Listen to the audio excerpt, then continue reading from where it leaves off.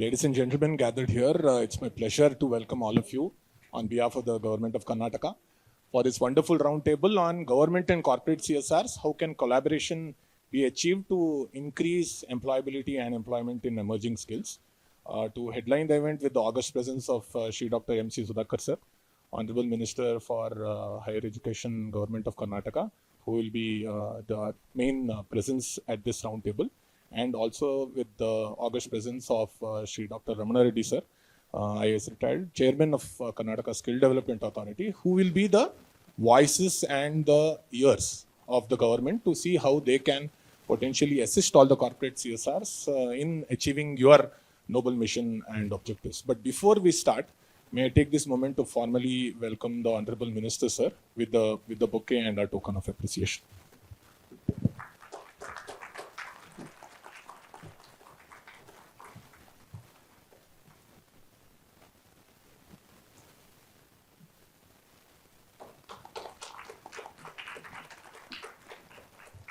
May I now do the same for Shri Dr. Ramana Reddy sir, Chairman of the Karnataka Skill Development Authority.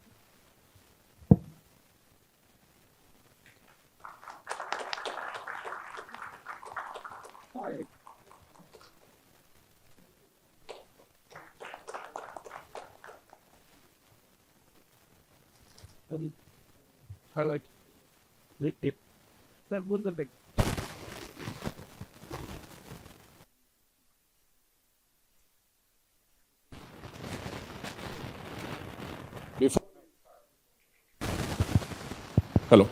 Before we start off this roundtable, many thanks to all of you for being here on time. So I think that gives us enough time to discuss the key issues and deliberate in even more detail.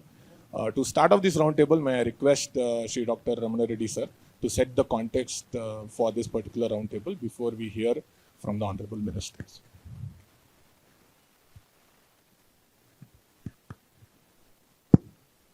Hello. Good morning, everyone. Dr. Sudhakar sir, Honorable Minister for Higher Education, Vinod Prabhu, and all the senior leaders from the various industry organizations. Firstly, why we wanted to organize this summit, Campus to Career or Education to Employment, it's also called as in Education to Employment. Basic problem is that over the years we have concentrated more on formal education and we forgot the vocational education or skills. So all the colleges, all the universities have become degree producing factories, but ultimately they were not able to, every industry has said, even I worked as Additional Chief Secretary in Industries and Commerce Department, I worked as Additional Chief Secretary in ITBT, SNT Department. Everywhere, industry has always told us that they have degrees, but they are not useful to us. Basically, what has happened is we never, as a country, we never really focused on vocational education or skilling. In fact, formal figures of Government of India say, it is in the MSD annual report itself, that formally trained workforce in South Korea is 96%, formally trained. In, I think, Japan, Germany, UK, everywhere, USA, it is 80%, 90%, 50%. You will be surprised to hear that formally trained workforce in our country is 4%. And unemployment in uneducated citizens is 3%. Unemployment in educated people is 30%. In fact, every year this Azim Premji Foundation or university, I think maybe, they come out with a detailed survey. That survey says for the last many years, unemployment in the graduates is 40%. That is because, and some survey said 85% of engineering graduates are unemployable. So I also interacted with various industries. So everybody says what you have come out, what a person come out from the university or college is directly not suitable to the industry. That is a known thing. So I was hearing this while I was in service. Now I retired and became chairman of Karnataka Skill Development Authority. Then I tried to find out what are the challenges. Challenges are basically, main challenge is Industry will tell us that they are not ready for the job after they come out from the degree.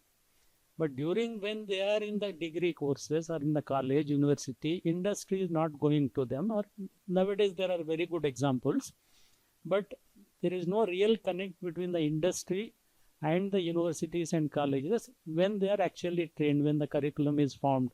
So I interacted with various industries. I even formally interacted with many associations, right from CIA and various associations, and kept on telling them that why don't you come and sit with us in the formation of curriculum itself and participate from right from the beginning. Don't say that once he comes out, he is not ready.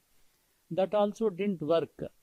Then when we discussed with Honorable Higher Education Minister, Secretary Higher Education, we felt the problem is that yes, everybody knows the challenge and problem. Everybody knows that industry and academic institutions should participate, but we should, Honorable Minister felt that we should give a framework for you to participate. So now yesterday CM has launched a framework for integrating skill education into our formal education. There three pathways are given. It is worked out between my organization and SAR's department. One is what we are saying is when degree somebody is going through the degree course within the credits, whatever you say beyond the credits and you try to give them additional input, nobody is taking seriously. So within the credits itself, we can put something extra for them. So there were 6 credits which we can tackle with them or we can play with them. So we started a program called Kalike Jotege Kaushalya. And then while learning itself, you get the skills. So we have implemented in about 4 universities and seen that for last 1 year.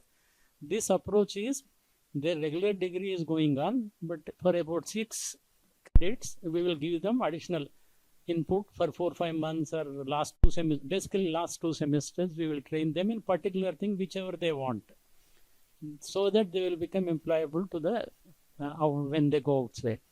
Second approach given is within the course curriculum itself, some kind of AEDP, Apprenticeship Embedded Degree Program. That is also being tried. I'm not saying that it is not tried. Many industries have tried and many organizations have tried. It is going on, but that we want to formalize in the system. Third is what is suggested is that within each course, if that course has 6 credits, 2 credits will be theory, 2 credits will be practical, 2 credits will be actually some kind of special skilling in that course. That means the skilling is, this will be the ideal situation where skilling is actually embedded in each course. That means it is not an extra input, but it is part of the course.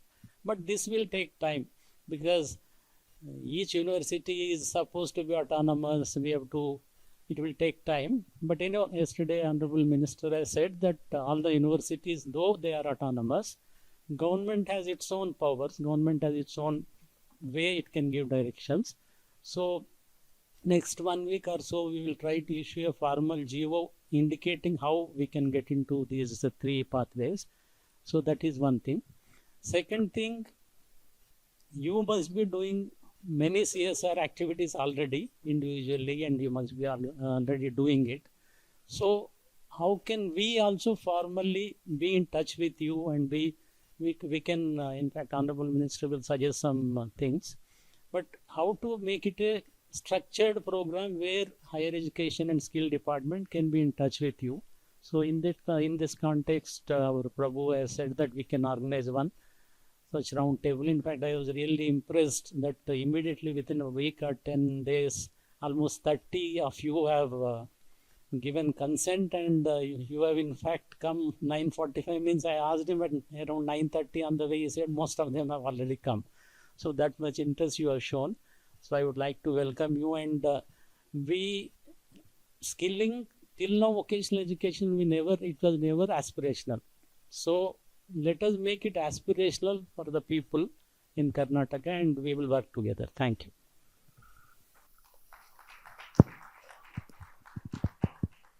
Many thanks, Dr. Ramana Reddy sir. Ramana Reddy sir comes in with a lot of experience and kind of was the linchpin of the IT strategy by the government in the early 2000s. Started off the IT.com under his leadership, and now the Bangalore Tech Summit also. All of that happened during this time. When we spoke about this particular roundtable with the Honorable Minister Sir said, absolutely, this needs my time and attention, because these are people who have the goodness of Karnataka and the wellness of Karnataka citizens in their mind. So he said, absolutely, we'll do that first thing in the morning when everyone is fresh and discuss that in detail. So I now request Honorable Minister Shri Dr. M.C. Sudhakar Sir, Minister for Higher Education, to talk about what the vision of his government and our government is to towards the citizens from a skilling, employability and employment perspective, and what he feels are the next steps in terms of collaboration and the way forward. Sir. ಎಲ್ಲರಿಗೂ ನಮಸ್ಕಾರ. Good morning to one and all.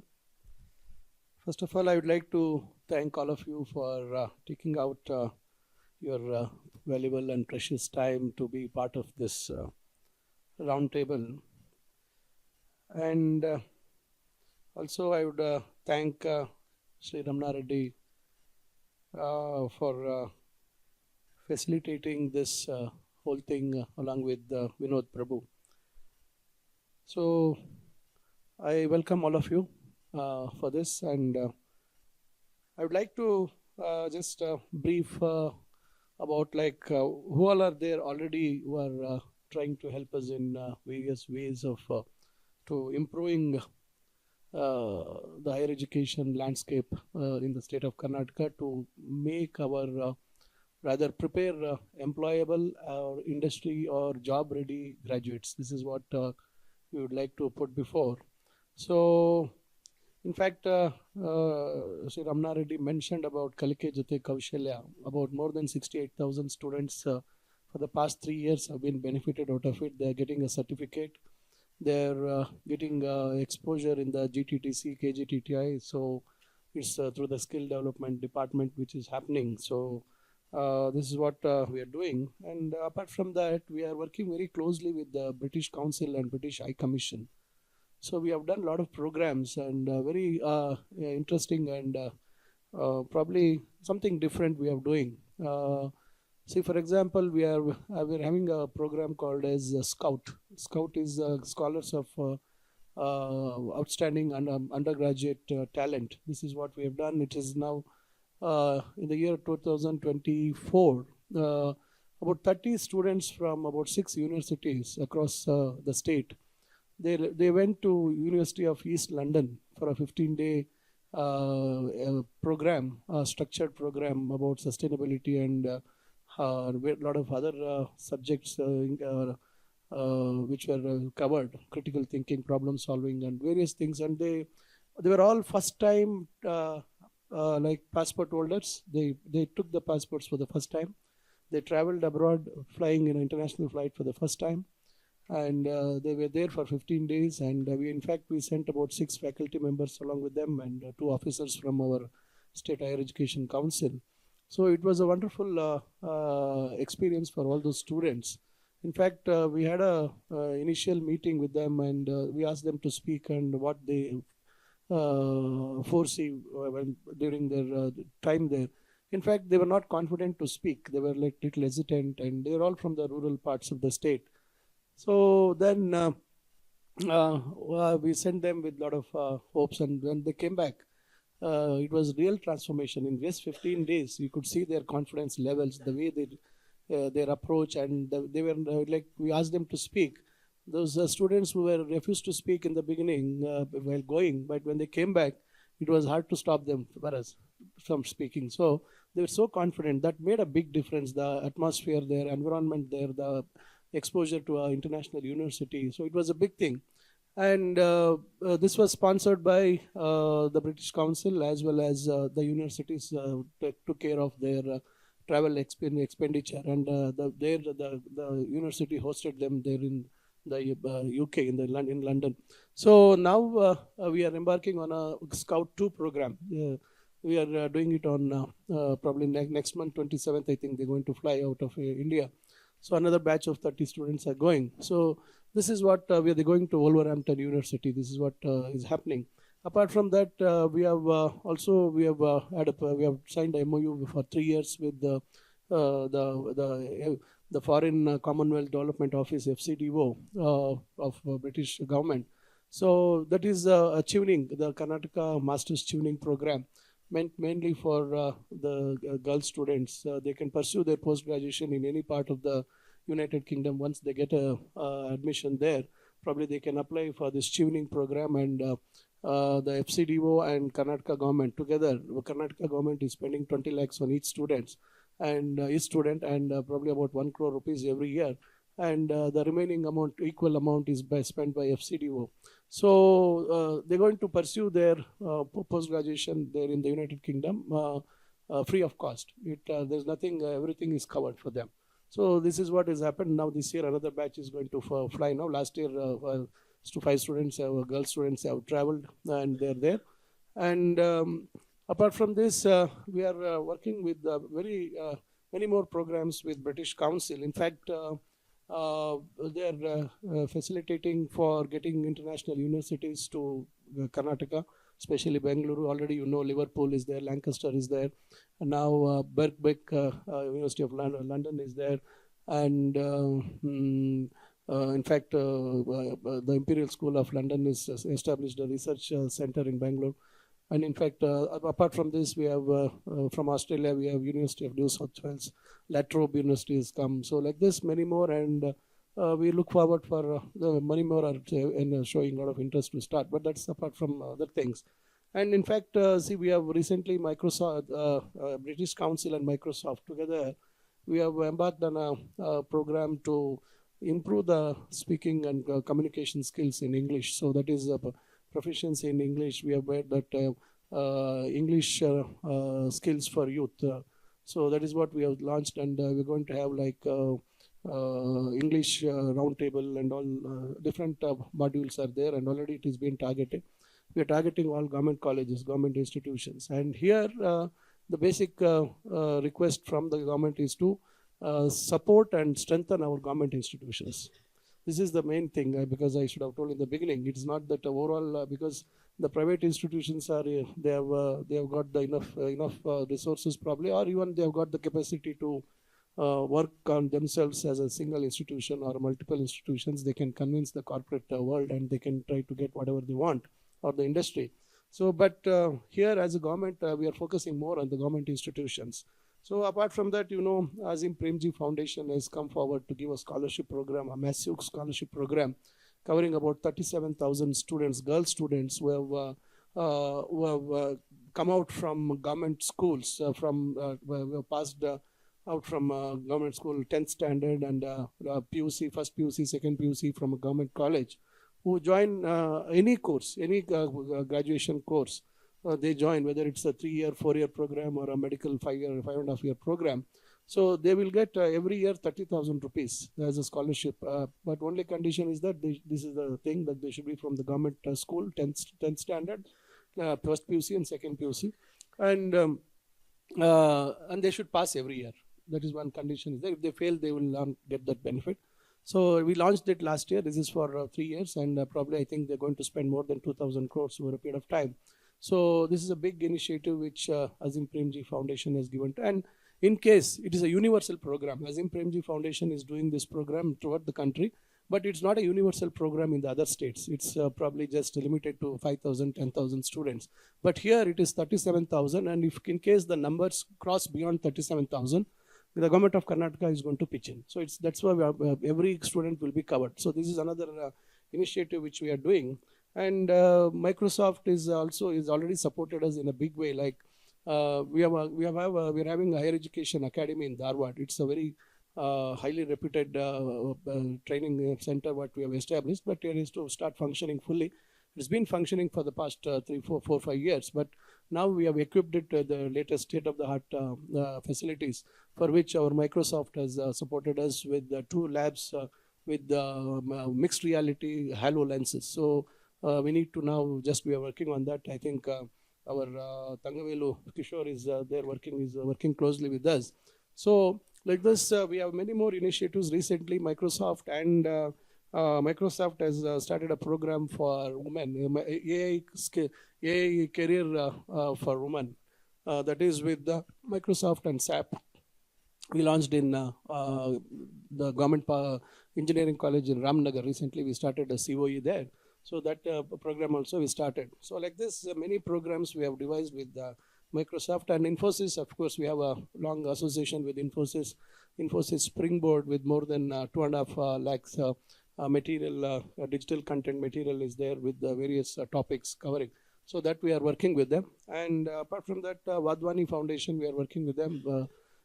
Mainly for proficiency in English, problem solving, critical thinking. So this we are already working for the past 2 years. So that's also very effectively it's being delivered, and the students are getting that benefit in the government institutions, whether it is collegiate or technical education.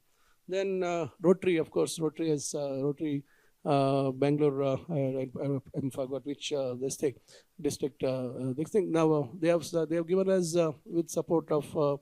Probably I think various other institutions, they have given us computers. They have given a big number of computers. I think more than 5,000 computers have been given. Again, they have come forward. We are signing with them. So they're going to refurbish the old computers if they are not in good condition. And they're going to give some more, I think more than another 5,000 computers they're going to give to our, I think they are tied up with various, I think Microsoft and even Dell, I think some many.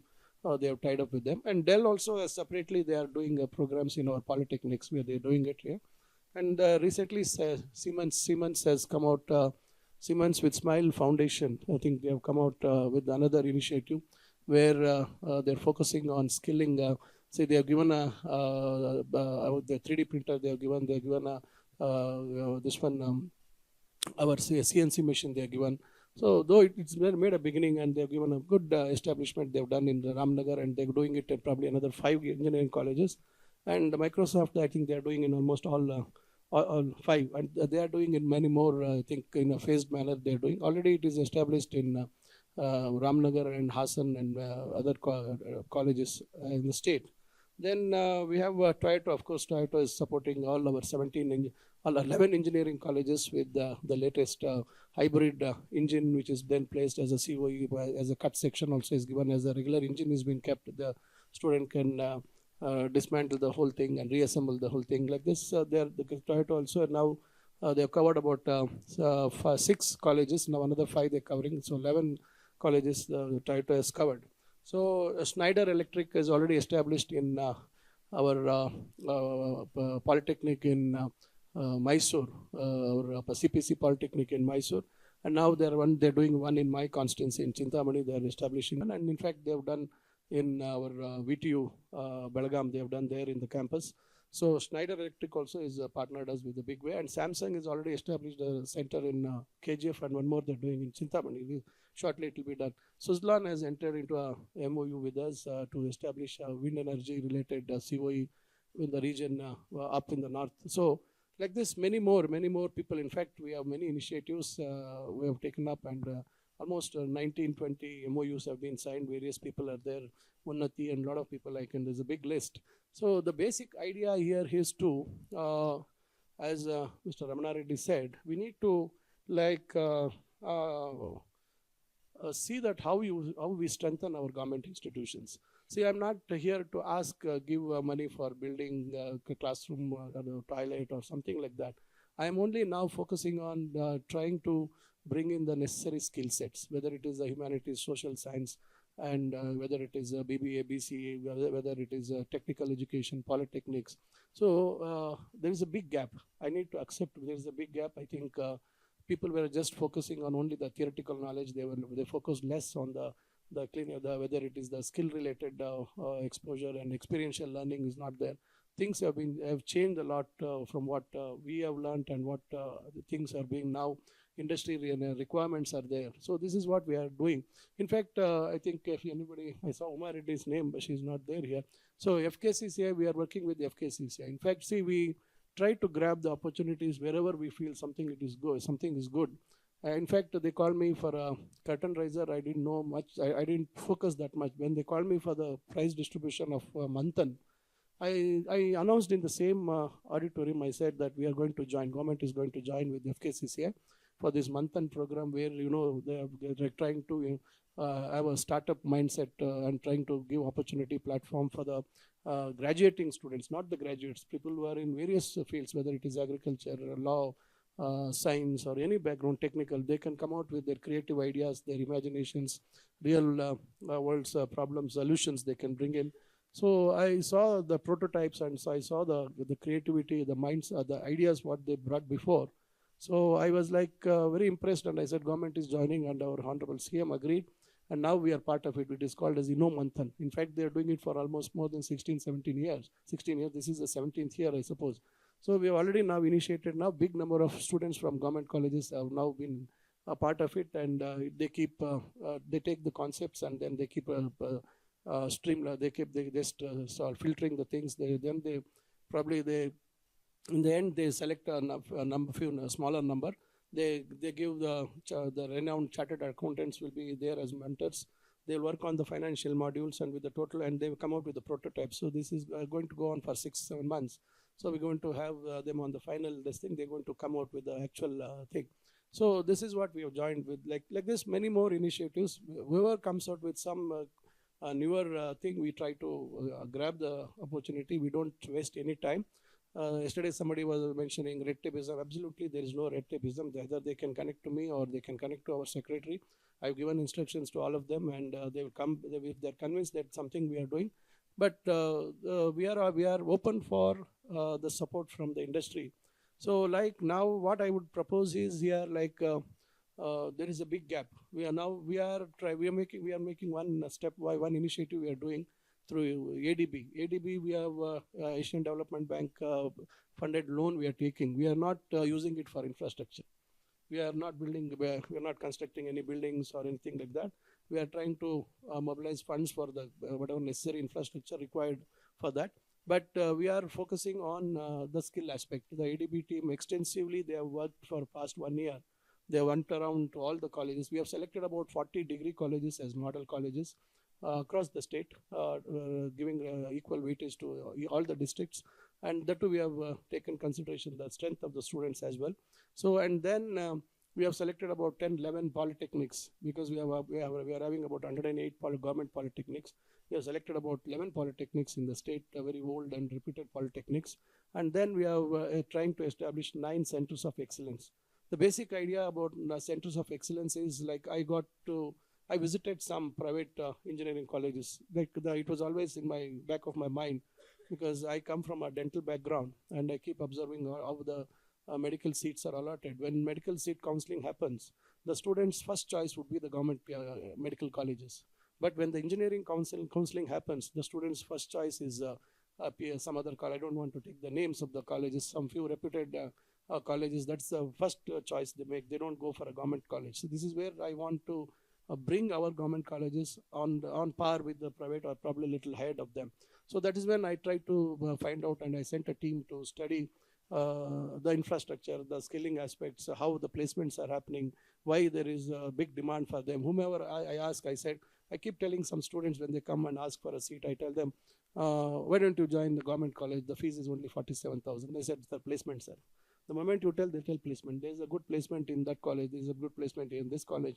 So I said, what is that difference? So that is when I said that, okay, let's also do something. But there's restraints. We have to go in a different this thing in the government. So we thought we'll establish some centers. I visited some colleges myself. I saw what centers of excellences they have, what advanced study centers they have. So I saw them. Then I said, I won't be able to do in every college. We have about 17 engineering colleges, and we have about 107 polytechnics.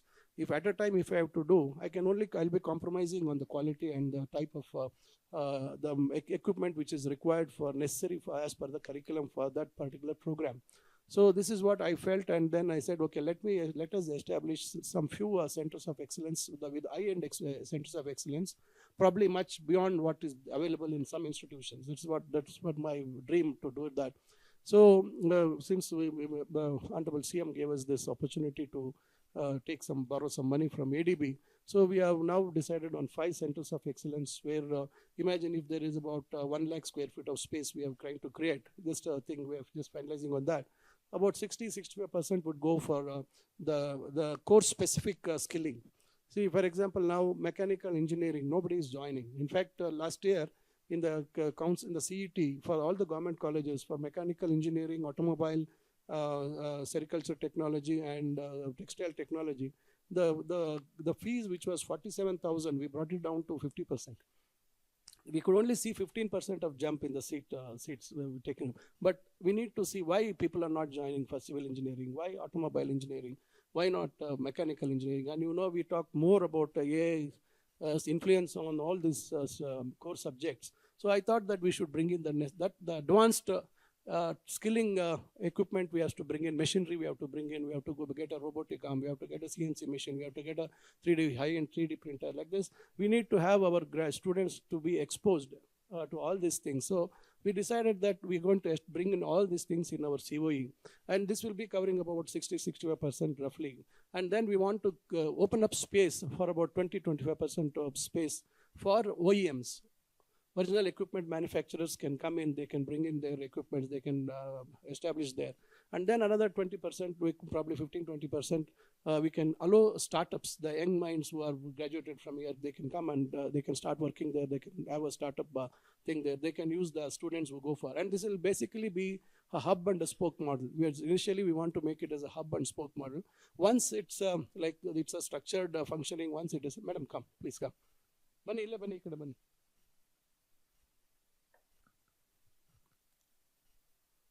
So I just mentioned about, Manthan just a few weeks ago.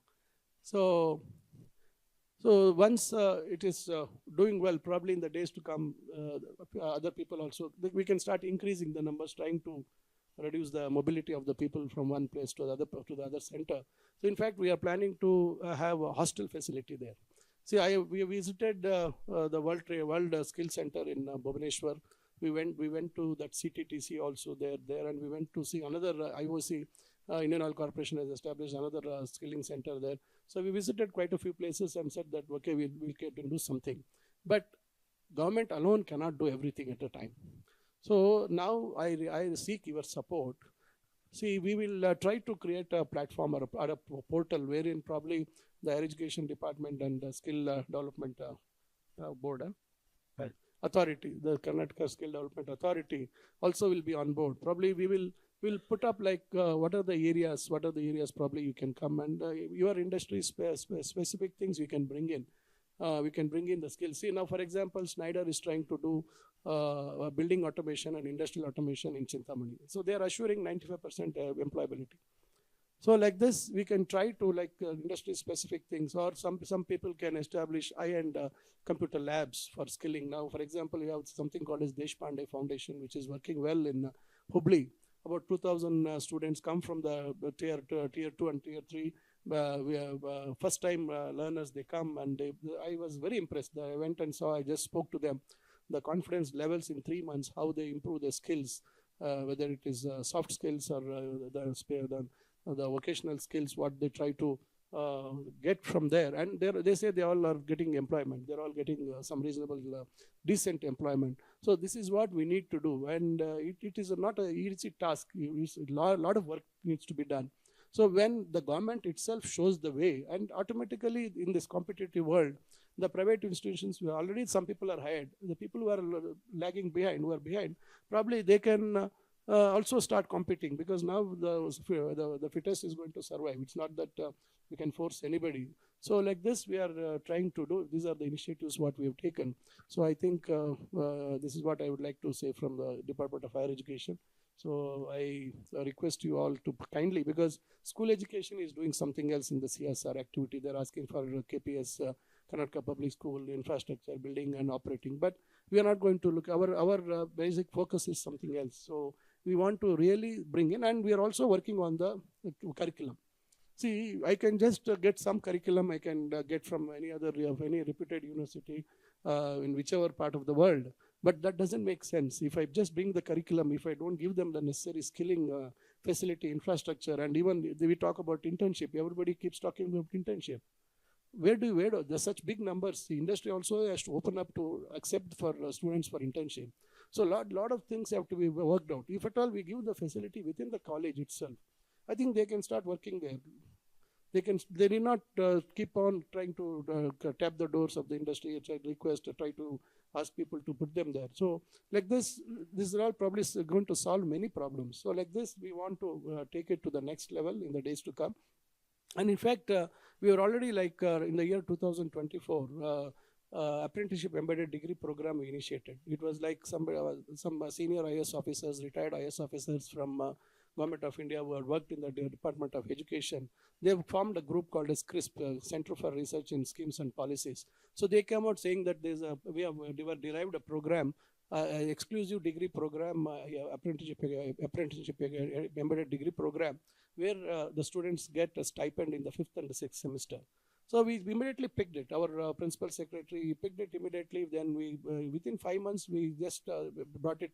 And from the academic year of 24, we started it. In a small way, we started in 44 colleges. Now we scaled it up to 78 last year. Now we are going beyond 130 colleges. We are going more than 3,800 students are going to be enrolling this year. And from this year, the students we have enrolled in the beginning are going into the industry specifics, the sectors, the sector council. Through the sector council, we had got into we have gone into an MOU with them, and now this board of apprenticeship training, BOT, Government of India entity, from last year, they are directly getting into MOU with the colleges. So it's a assured program. It is like BCom in retail, BCom in e-commerce, BCom in logistics, BCom in BFSI. So these are the 4 areas we have taken, and they had the curriculum ready, and that we sent it to the universities. The universities, they passed it in the BOS, and we have designated 2 faculty members, and they also have been trained. And now from this year, we'll see how it is going to work. People are going to probably draw a minimum of 8,000 to 10,000 or more of stipend every month. So this entire 5th and 6th semester, they will be there. They are finished with the college now. They finished with the college. They will be only working in the sectors. Whatever specific sectors they have chosen, they'll be working there. And there is a high possibility that they will all be absorbed immediately after completion. So like this, government also has taken a lot of initiatives. So now I appeal to you, I request all of you to kindly come forward and support in this great endeavor, because we need to build a strong nation. We need to build a very skilled nation. We need to build a ready to be employable graduates, because the other day we got a committee to study the engineering situation, the engineers, how they're employed. Professor Sadgopan and senior faculty members from Indian Institute of Sciences, they've given a wonderful report. They've given a curriculum to be adapted in the days to come, how AI should be integrated into every aspect of engineering curriculum for various branches or streams they've given.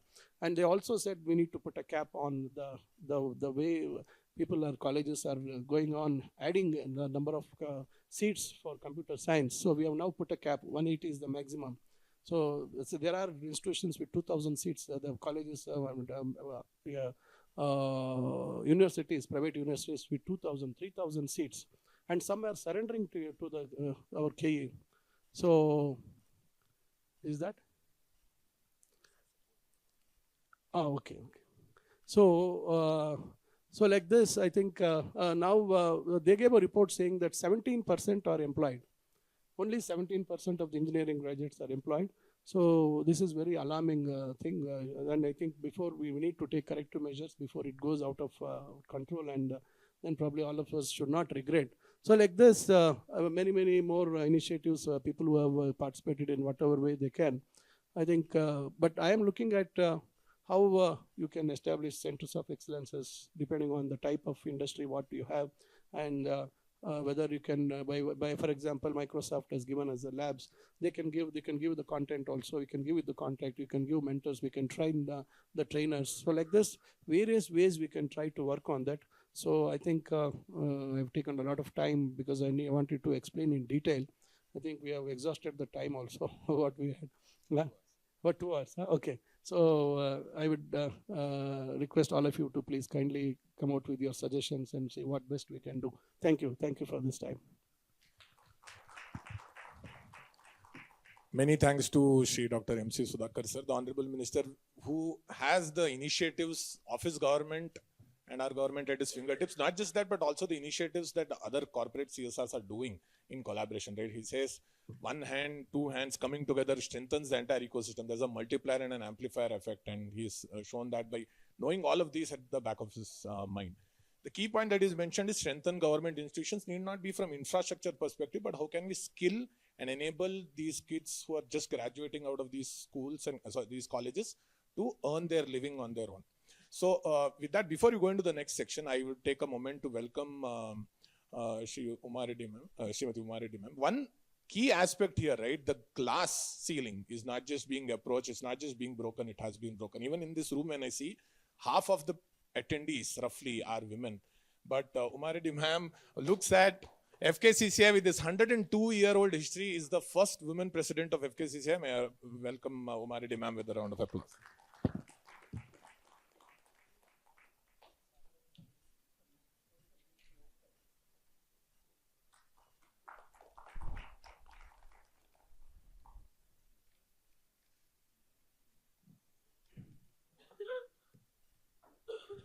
So before we move into the next section, may I request everyone under your brochures, there's a QR code and specifically says Mentimeter 1.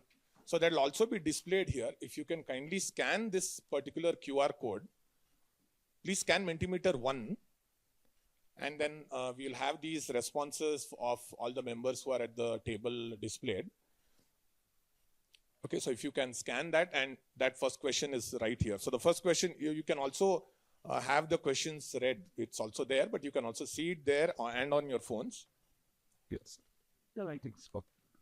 The first question is, which stakeholder amongst the stakeholders present should play the most influential role, right, in improving employability and employment outcomes, right? So you have government, you have CSRs, you have higher education institutions, students themselves, parents, and one key factor, right? It has to be a collaborative ecosystem approach. So you can fill and select the option that you deem most suitable for this question.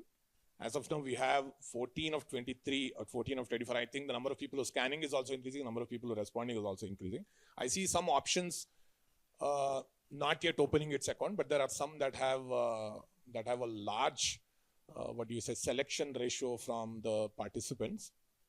So we have around 30 people at the desk, but I think, yeah, that's good. So what I see, and I think what all of us know and also feel as more responses come in, we have 85% of you, right, of these 32 people who say that it can't be one of these actors themselves who have to take the onus. It's not the government alone, it's not the CSRs alone, it's not institutions or the students or parents. It has to be this kind of ecosystem coming together, right? It takes a village to raise a child. It probably takes this entire ecosystem to make the students of this generation both employable and employed, right? So many thanks to this, and this is what we kind of said. So 88% of you feel that it has to be a collaborative approach. I think we were thinking that would be the answer, but we didn't realize it would be so overwhelmingly that option. Now, may I look at question 2?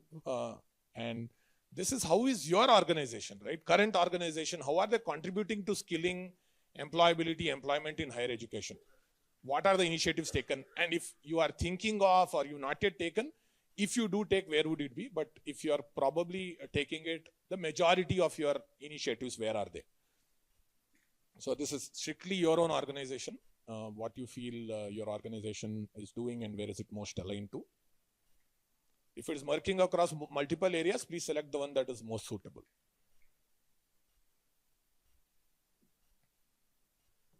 Right, I'll wait until close to 25 or more of them, of you have responded.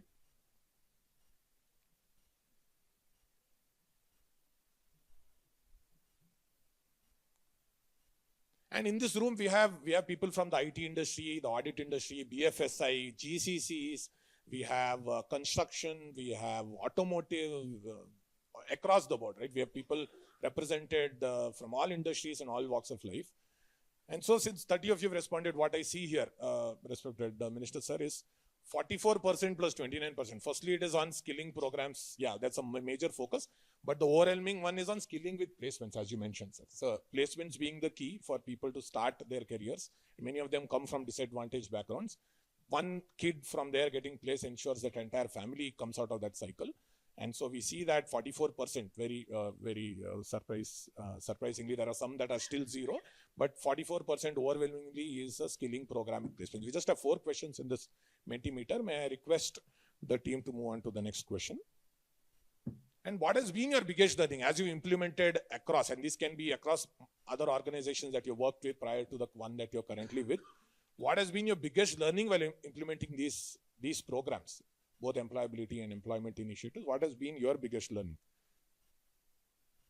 There are 6, 7 options there. You can select the one that you feel has been your biggest learning and kind of integrated into the program design subsequently.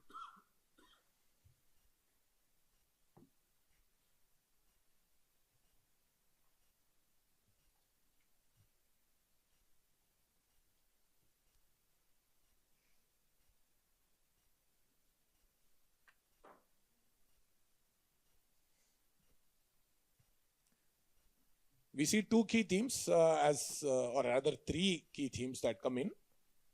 One from the government support, right? So a lot of you say that my impact or our impact of our organization will be more if there is government integration, government collaboration, support in these initiatives, and also industry integration being key. I think that's the first metric that comes in. As we implement these initiatives, industry integration throughout, not just from a funding cycle, but from syllabus to placements to monitoring, all of that being key. I think that's coming out as the first response, right? The first choice of response amongst all of you. And what we are seeing, all of these options that are predominantly getting voted higher are the themes that will be discussed subsequently. Industry integration, government support, we're looking at skilling programs with placements, all of that. And a final question before we move into the discussion. And what collaboration model would your organization be most interested in, right? Who do you wish to collaborate most with, not just in the room, but even outside? Is it between government and your organization, across corporates? Is it between institutions, or rather a multi-stakeholder initiative? Or you don't want to partner at all with anyone and just do what you feel is most suitable?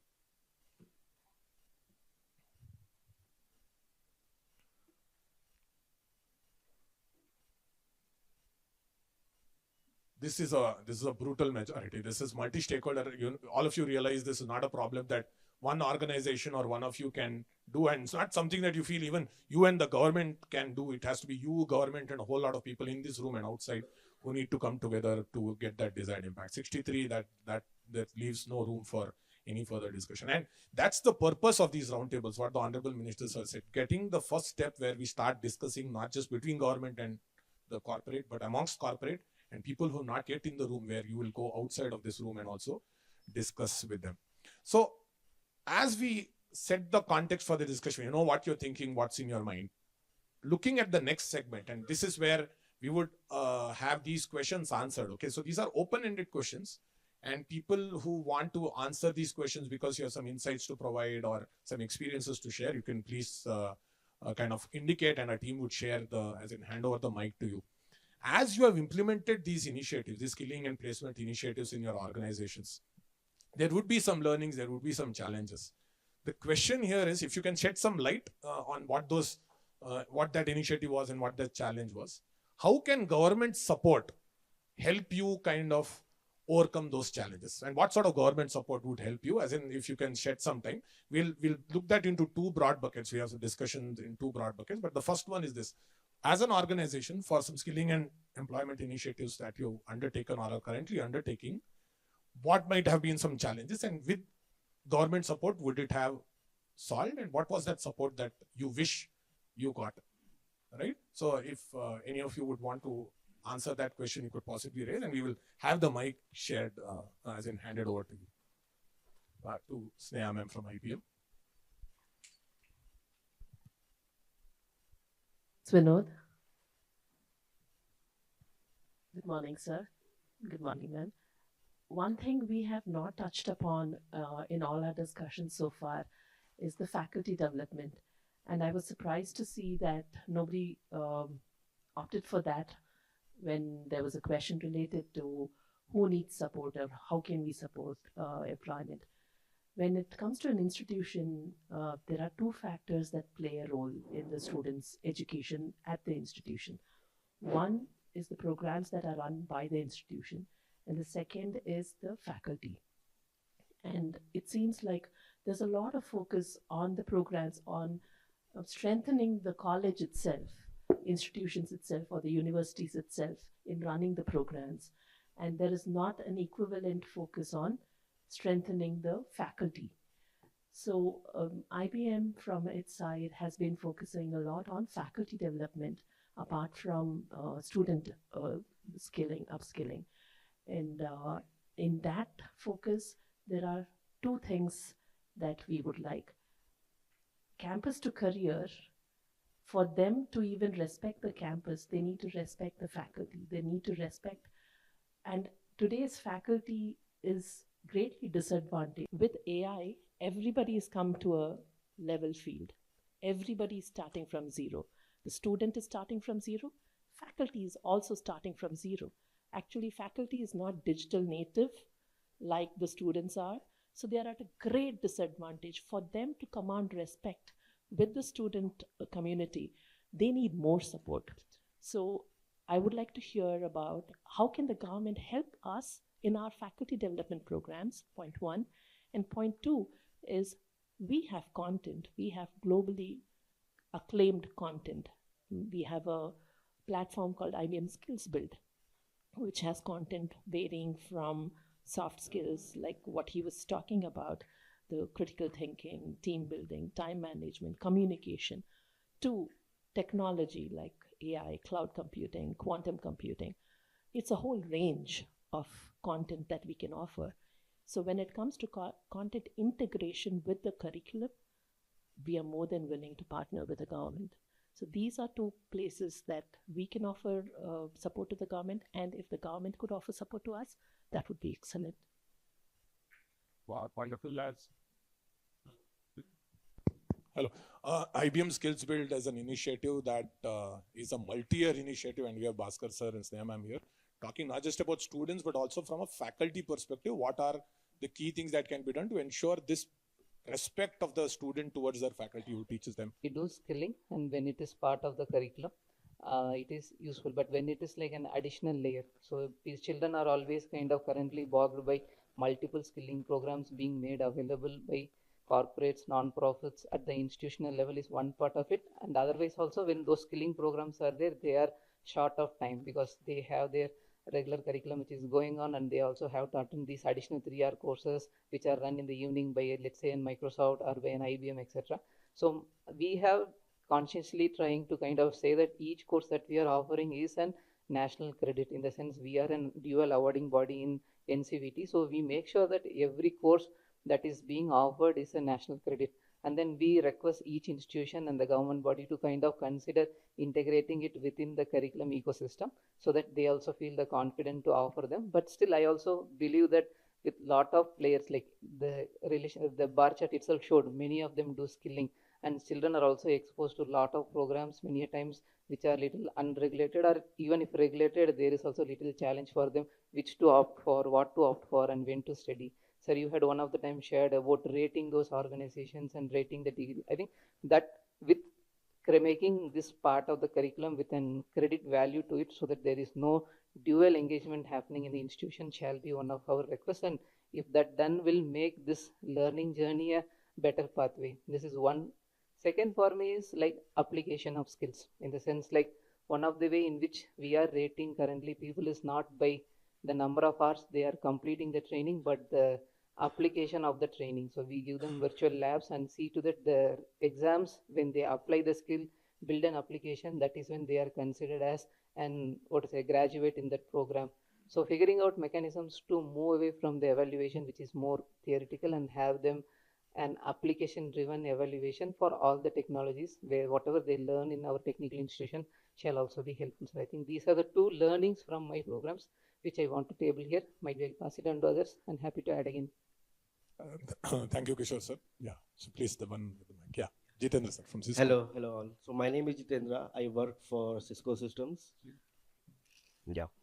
So rather I will share my experience as an employee volunteering. I do run programs where I create opportunities and people come and participate, and then how we benefit the society. and the NGO. So we do support a lot of causes that includes education as well. So we partner with an NGO. I see one of the partner Youth for Seva here. Then we worked with Right to Live and Jagruti and multiple NPOs, right?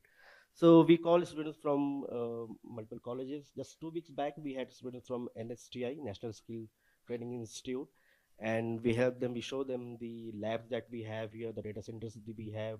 We do speed mentoring for them, calling senior leadership, sit with them for an hour, answer their questions, how, career guidance and so on and that. And then I have seen people which I have worked, those kids worked with them a year back, coming again in the campus as an apprentice in Cisco, right? So it really very fulfilling to see an employee making an impact through an NGO on a student's life, and then students actually benefiting from an government programs like apprenticeship, right?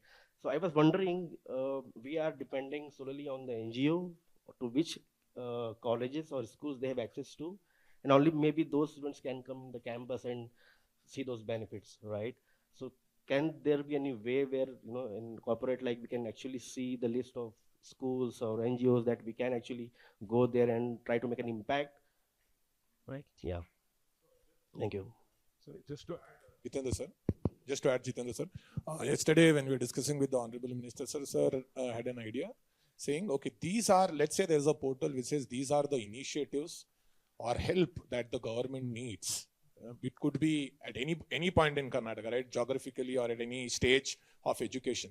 If that is there as an information, like you said, if that is there as an information saying these are the potential areas where we need assistance from, a CSR might not be just in this room but outside as well, could look at that and if suitable can decide to kind of assist the government in it. There's no obligation, but if you feel that, and that's a question that will come in and sir wanted to also see, and that can be a truly collaborative effort.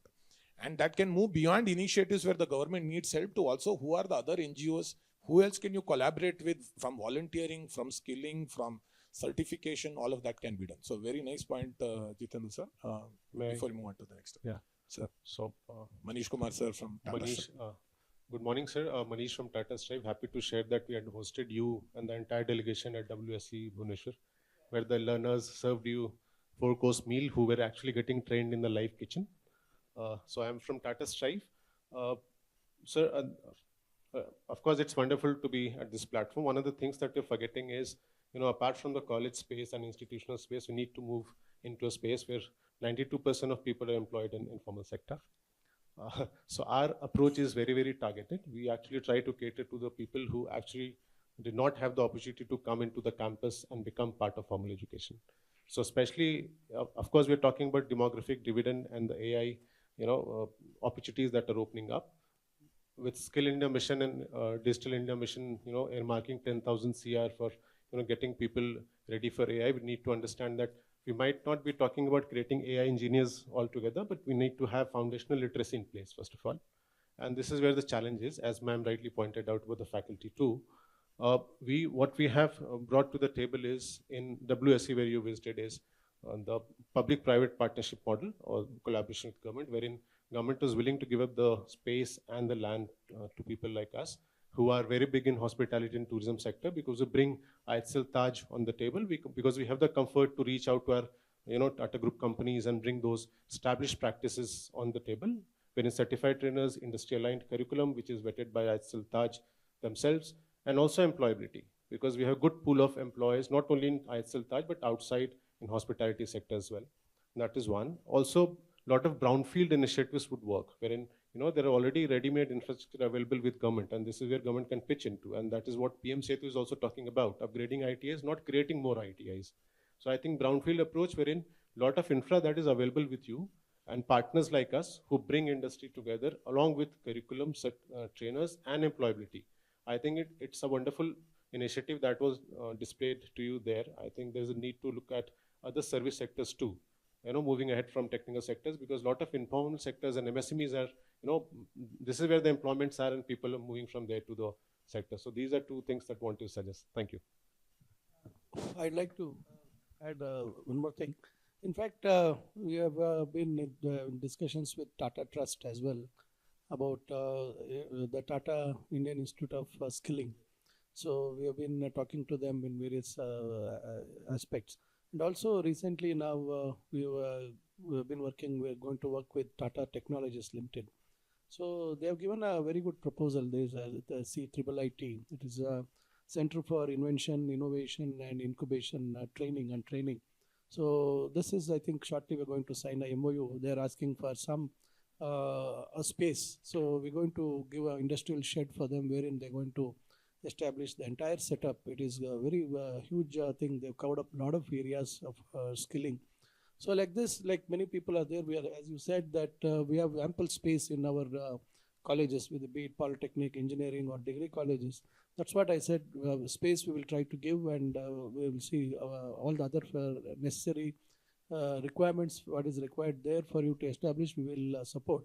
So I think we are going in this direction, but this is not enough, because this is not enough. That is why I said we need to work very closely. We need to work much stronger and see that we try to skill big numbers. It's not sufficient. The industry needs more. The requirement is more. And probably I know all of you know, whenever you recruit somebody, you spend a lot of money getting them trained, skilled, and a lot of time also goes into it. But when you do the basic skilling in the institution level itself, you'll have very minimal time to be spent on them, and probably expenditure money also to spend on them. And probably, and again, it's like as a CSR activity is giving back into the society. So that would really make some good sense as we are all in a healthy society where we need to live and let live, and we have to be in a very congenial atmosphere. All of us have to enjoy our this opportunity what God has given to be on this earth. So I think we should all look in that direction. Very nicely said, sir. May I now request Shri Buroni Matum from MADS to kind of share some insights as well. Start off. Sure. Is that not on? Can you, Sanket, can you just help? Oh, yeah. So a couple of things that I wanted to bring to the table is we run a lot of employability programs, but what we've done within Amadeus is one, when we go to campuses, we've truly found that there is a skill gap which is existing. We look at any engineering college, we try to onboard those students, and they have bookish knowledge. They cannot talk about what the industry really wants. So we started a program called Anokhi, where we looked at girls especially who know the concepts but are not able to explain. So we started them with a skilling program, both technical and behavioral skills. So that's something that we started. We are in the year 2 and they're doing brilliantly well. So that's one program where we said we will onboard these girls into Amadeus and they will go through our regular process of onboarding and things like that, right? So that's one. The second is the girls in engineering. Again, these are girls from, really BPL communities who come train with us. We work with them for 4 years. And what we've also started is there's another program that we run called Arohan, where we work with Schedule 8 incubators and we help them build technology. We are a tech organization, so we help them build technology. These girls who actually mentor and work with us, we put these girls into this program. So then there's resource optimization that's happening. The girls who are part of this engineering colleges, they get to work on these projects. And it's a 1-year long-term project that these girls work on. So it's a hands-on experience for the girls, and they're ready to get into any corporate after that. So it's a full circle that we do at Amadeus. Wonderful. Many thanks, ma'am. From the viewpoint of the industries in Karnataka, right, as the president of FKCCI, may I request Uma Reddy, ma'am, to kind of share her insight as well. Thank you, Vinod. Thank you, sir, for inviting us here.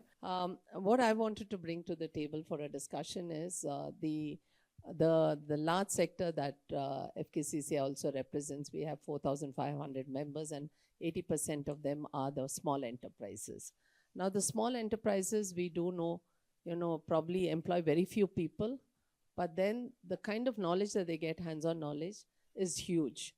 Point number one. Point number two is, it is those who don't get absorbed into the corporate sector are the ones who are left for the SMEs. So if you're looking at a 7 lakh small enterprises in the state, we have got about 1 crore employed there. And every small enterprise, 7 lakh, if each of them take in 2-3 people as trainees, now these are the disadvantaged lot, like what my colleague Tata has mentioned, that they're the disadvantaged. They're from the informal sector. They haven't been able to perform well in their studies to get absorbed in a large sector. Probably they're, school dropouts or college dropouts, but they get absorbed in the MSME sector. But they do not get a career upward because there is no mechanism in which we can actually certify them. The small enterprises can be given that they're all associated with one chamber of commerce or an association. So if we can make it simpler for them, one, to have more apprentice training because they get trained on the job, on the shop floors. And that will help the small enterprises. Otherwise, it's a cost burden on them. Can I have 5 employees additional just for training? A small enterprise thinks twice. It's a cost. So is there a possibility that they can be, taken for apprentice much easily, much more less cumbersome with less inspection, because whether they come into ESI, whether they're then into PF, do they form, meet all those requirements? So that's an area that we would at FKCC, I would like to really look at, because most of our members are small enterprises. Each of them, when we send out a mailer asking for the skills required, they have a requirement. And we also know that in the small enterprises, they're basically looking for diplomas or ITIs, not for the engineers. And probably that is one of the reasons that we see less employment of engineers, but more of the ITIs. And the ITIs are willing to get to the shop floor. But an engineer is not willing to work dirty his hands. So right now, manufacturing sector, I can speak from the ESDM side, is becoming very difficult for the manufacturing sector to get skilled manpower. Even reading a document, understanding a drawing is an area that we are finding problem. Winders, soldering, these are all basic foundation requirements of any ESDM sector. Don't get people, like similarly, like the way we don't get electricians or plumbers. The cost per hour for them is much, much higher than even an engineer at a factory. So I think this is an area where, as a group or a collaborative group, we could work out, make it simpler, make a format which is on a portal, makes it easy for a small enterprise in Hubli or Dharwad or Chitradurga or Shimoga who wants people who can easily employ people as trainees. And then after 1 year, they get a certificate, they can continue, get absorbed in the same company, go move on, whatever. So that helps them as I think probably even help them write an exam if that is the case and get them to go more. So that's an area that I would really look at. And we ourselves, Tejashri is there, she's chairperson for our skill development committee of FKCC, and we are trying to do something on bridging this industry institution. Yeah, so thank you. Thank you, ma'am. Before we move on to the next person, in your folder, there is a sheet which has just multiple choice options also. If you could fill that as you're listening sometime, not necessarily be now, but before the end of the session, that would be most helpful as you can access that in your forms. I think people who do not have that form in the team is just giving that out. May I request Lakshmi ma'am, who had already raised hands from Cognizant. Dikshit, the mic. Oh, okay. Oh, Vishal sir, please, yeah. Okay. You have to advertise. Yeah, I am very bad at it. I'm out. Hi, good afternoon. I'm Vishal. I'm from Vadhwani AI. So we are a non-profit AI, applied AI institute which builds solutions across health, education and agriculture for public systems. And essentially in higher education and employability, the 3 things, interventions that we have been working in, or one is AI skilling, both in terms of foundational AI skills and also applied AI skills, especially for young adults across polytechnics and colleges. The second one is on using AI, leveraging AI to improve spoken English. So personalized AI powered spoken English assessment and practice tool, which is called SEEP, which students can use it to improve and get immediate feedback and remediate themselves. And the third is an innovation platform called Sahay for Shiksha, where it's a platform for students to innovate and build AI solutions for the problems that they face, right? In higher education skilling, these are some of the challenges. And from our learnings from deploying SEEP, which is already on SWAYAM and also be deployed in institutes. As many of the people have already mentioned, one of the things is if it is integrated into the regular workflow, because from our past experience of deploying solutions even in school education across different states where we reach 9 million students, it works very effectively and impact when it is actually deployed at a structured way where it's already integrated into the systems and not creating any parallel system for the teachers or the students, right? And there are multiple programs that would be running. So that is one thing in terms of how we can actually see, seeking support in terms of how we can integrate these things and essentially deploying solutions which are also have evidence that there is impact that's generating out of it. So that's the only point that I want. Wonderful. G.V. Rao, sir. Good morning to all of you. Okay. We are running short-term training programs under our CSR, who are for the students who have completed their master's degree, BTech degree, BPharm degree in the life sciences areas. Primarily, we are focusing on the pharma and biopharma as our domain. And after 4 months, we give them employability. So it is, we started in 2013. We completed about 65 batches. It has been 65 consecutive 100% placement.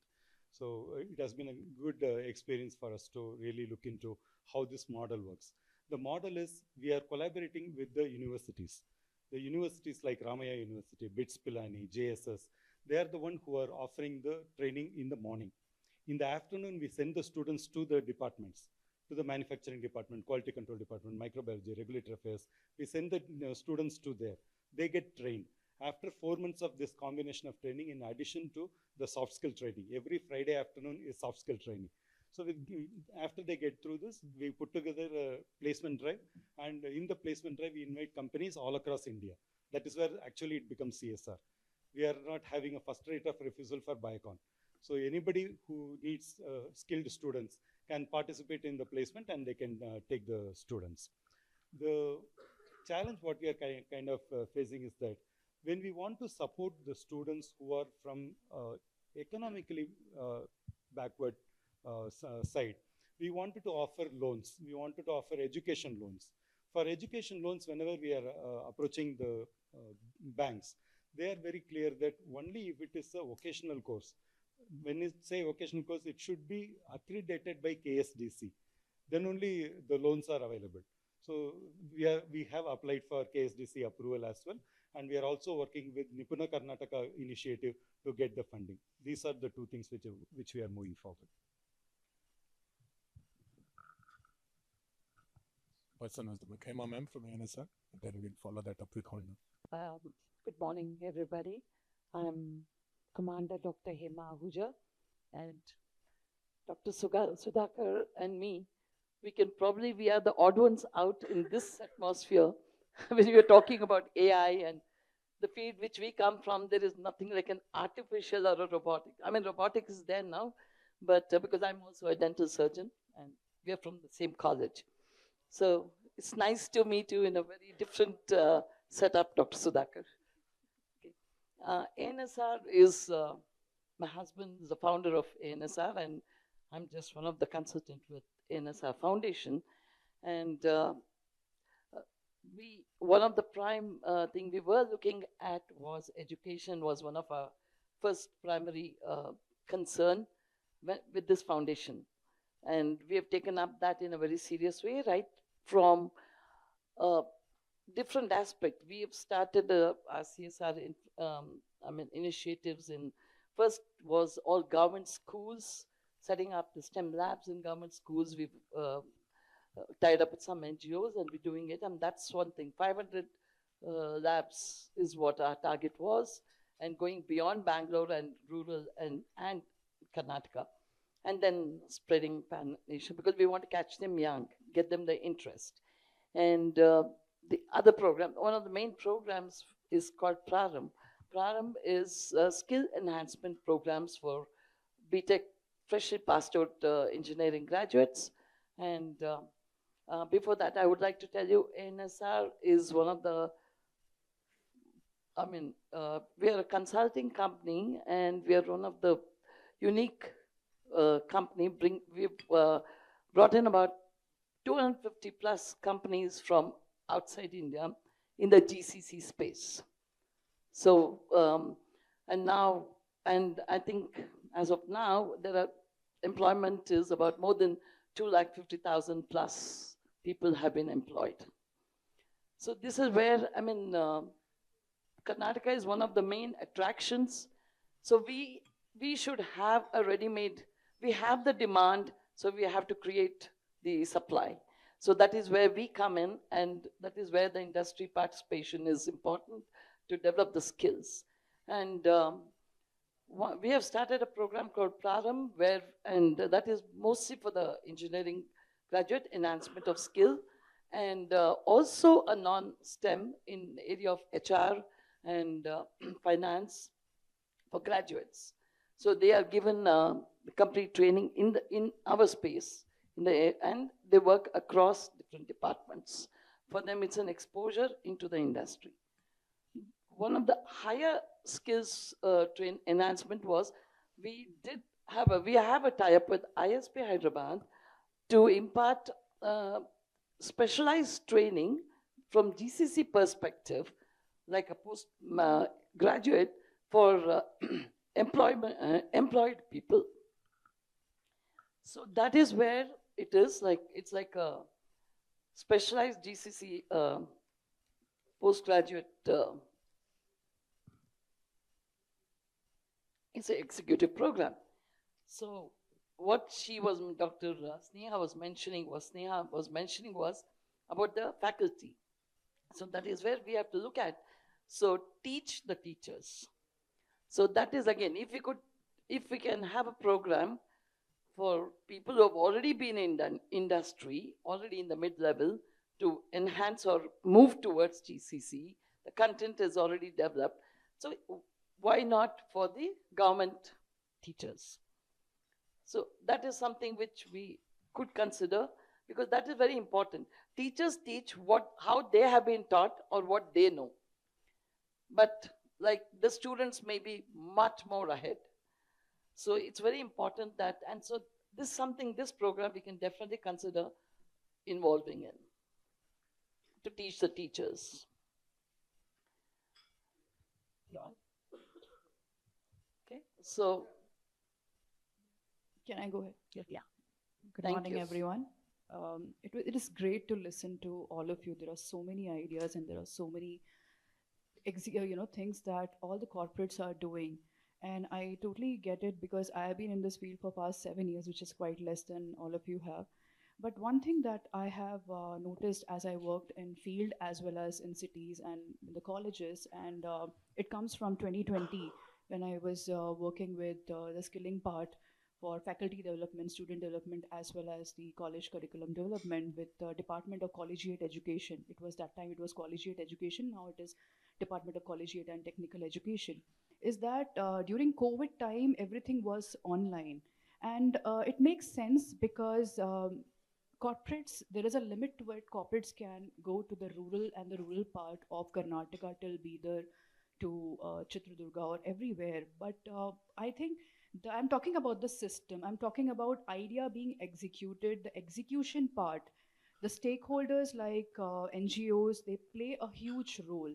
But on the other end, the two corners of the bridges, one is a corporate, maybe in the city, on the rural area, a college, which is there, a government college. So maybe having an execution part and a coordinator who can be, be the bridge between the corporate and the NGO. NGO is a good part, but many times the challenge that we face was the bridging and the coordination part between the college, because we do not have the visibility of the schools, colleges being there, students being there, and having a coordination, having a system in place plays a lot of important, because an idea is as good as how good you are able to execute it. So maybe a teacher or a placement coordinator who's there in each school when it comes to the execution and the coordination part is something that that idea that I would like to contribute here, because there are so many ideas and so many people coming up with a lot of things. And I saw Ma'am Smita Modi who raised her hand, so it will be great to hear it from you. Thank you. Or a robotic welding kind of a thing. which we have been supporting and with the help of NTTF. In fact, this is one area where it is predominantly a male bash, and there were not many females in this area. So we have encouraged them to get some of the females even from Kalyan, Karnataka, North Karnataka. It's a 3-month residential program here in Bangalore campus. And we have seen the success was phenomenal, particularly these women who have come from, these are basically ITS who have completed, they were unemployed. They were, after completing 3 months program, almost 98% of them were, recruited even the last week of the training program. So like Innovate Solutions have taken 15, Tata Electronics have taken, and then Sansera Engineering. And but one thing which we have found that when we wanted this to be done, mobilization is still a big challenge, particularly if you look at Kalyan Karnataka, North Karnataka. See, we want to go beyond Bangalore. Definitely in the urban and the rural, there are many companies who are extending. We want to go to aspirational districts and want to get them and train them so that they can have. So there we can have a good coordination with the government and the corporates, so that there could be a facilitative role which government can play to have those candidates. Because many times, for example, we are doing now the robotic welding, 20 candidates. It's a very advanced one, and there are many companies ready to take them. In fact, they are approaching even before the program start to recruit them. But we are finding difficult to get the candidates, because not that there is one issue also, is the awareness of these programs among the things.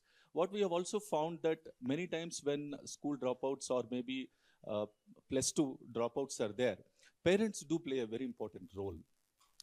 Their awareness, what kind of opportunities we have. So if we can have a collaborative platform wherein we can bring in the from the parents, the students, and also the corporates and the training institutes, so that what kind of opportunities these can bring, it can make a huge difference, because the opportunities, the demand is so high in that space.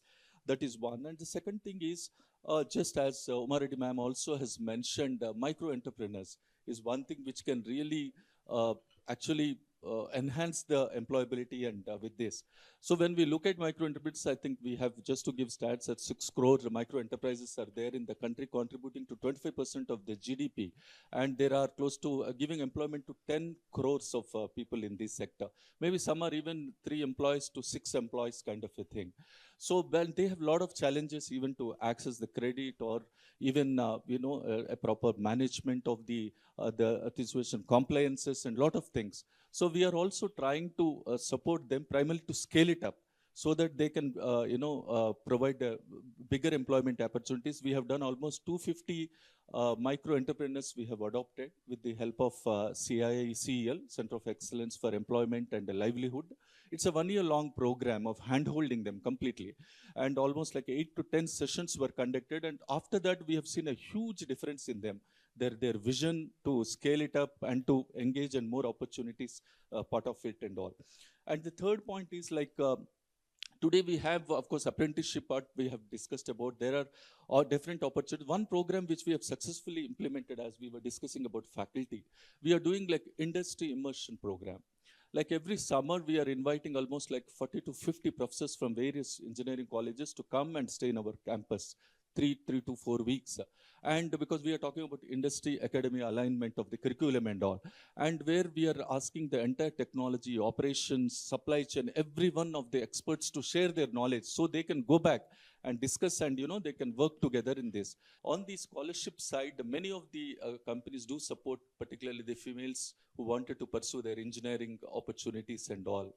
So which we are also supporting them for the graduation, not only just supporting on scholarship for paying their fees for 4 years so that their financial burden is reduced.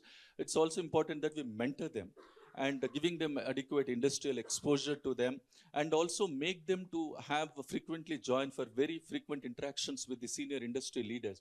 We have seen that we have started a batch of 30 girls and fully sponsored program, and 21 to 25 batch last year, out of which 80% have been fully first phase campus recruitment they absorbed, because we want future leaders to come out of these programs. Thank you for these are some of the suggestions. Across 30 government schools in Bangalore alone. Of course, we have many across the country, but 30 purely in Bangalore. And last year alone, there were 8,000 kids who benefited from these digital tech labs. And what we do here is these tech labs they're fully equipped infrastructure in terms of computers, air conditioners, furniture. The curriculum has been devised. We have 3 stages. across from class 6 to PU level in few schools and up to 10th in most. And the teacher training, and we provide teachers as well. So where I think we need more support in these cases is to integrate computer education as part of the core curriculum first, and not like an additional class, right, which they have to manage in case of an absent or an extra period, right? Because we all know that digital literacy is key to build confidence of the youth, of the kids, and of the nation as well. So I think that is where we need help, because if computer training can be managed as part of core curriculum, then corporates like us can focus more on building more of these tech labs and maintaining the tech labs. So that's one, but I think it's a fabulous program, and it's amazing to see the smiles on the kids when you go to those schools, right? And how they're more incentivized to come to school because of the computer classes that they attend. Like, and they do various things, right? From the basics, Microsoft to Java to even gaming, etc., develop games over, of course, from class 6 to 10. The other things are on employability. What Goldman also does, and I'm not sure if you're all aware, there's a program called as Goldman Sachs 10,000 Women. This program is purely for women entrepreneurs, and where we provide them 3-month education. And this education is completely applied business education, because they're already running their businesses, but they're very small businesses. And our objective is to help them scale, help them much bigger. And that's how they create more employment opportunities. And we've seen that within 18 months, they're able to double their workforce, 4 times their revenue, etc.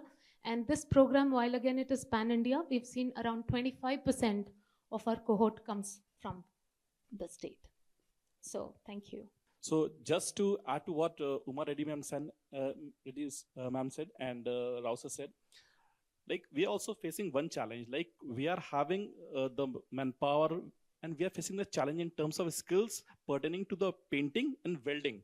So here we would like to have some collaboration with the government so that we can have that manpower on board, because this is the biggest challenge which we are facing, because we are the labor intensive industry wherein we need these skills, painting and welding. So if you can support us, or like government can support us, that is going to be a very big help for us.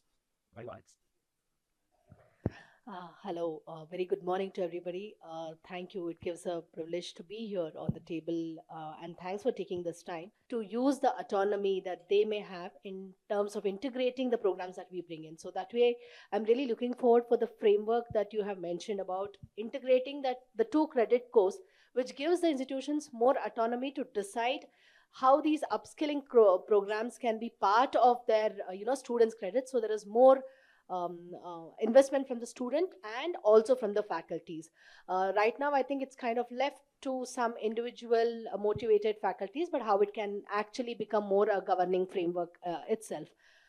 Added to that, I think I want to again emphasize on the faculty development. It's not just about their ability to engage and teach, but what is their understanding of the industry requirements itself, or how can they set the aspirations for students.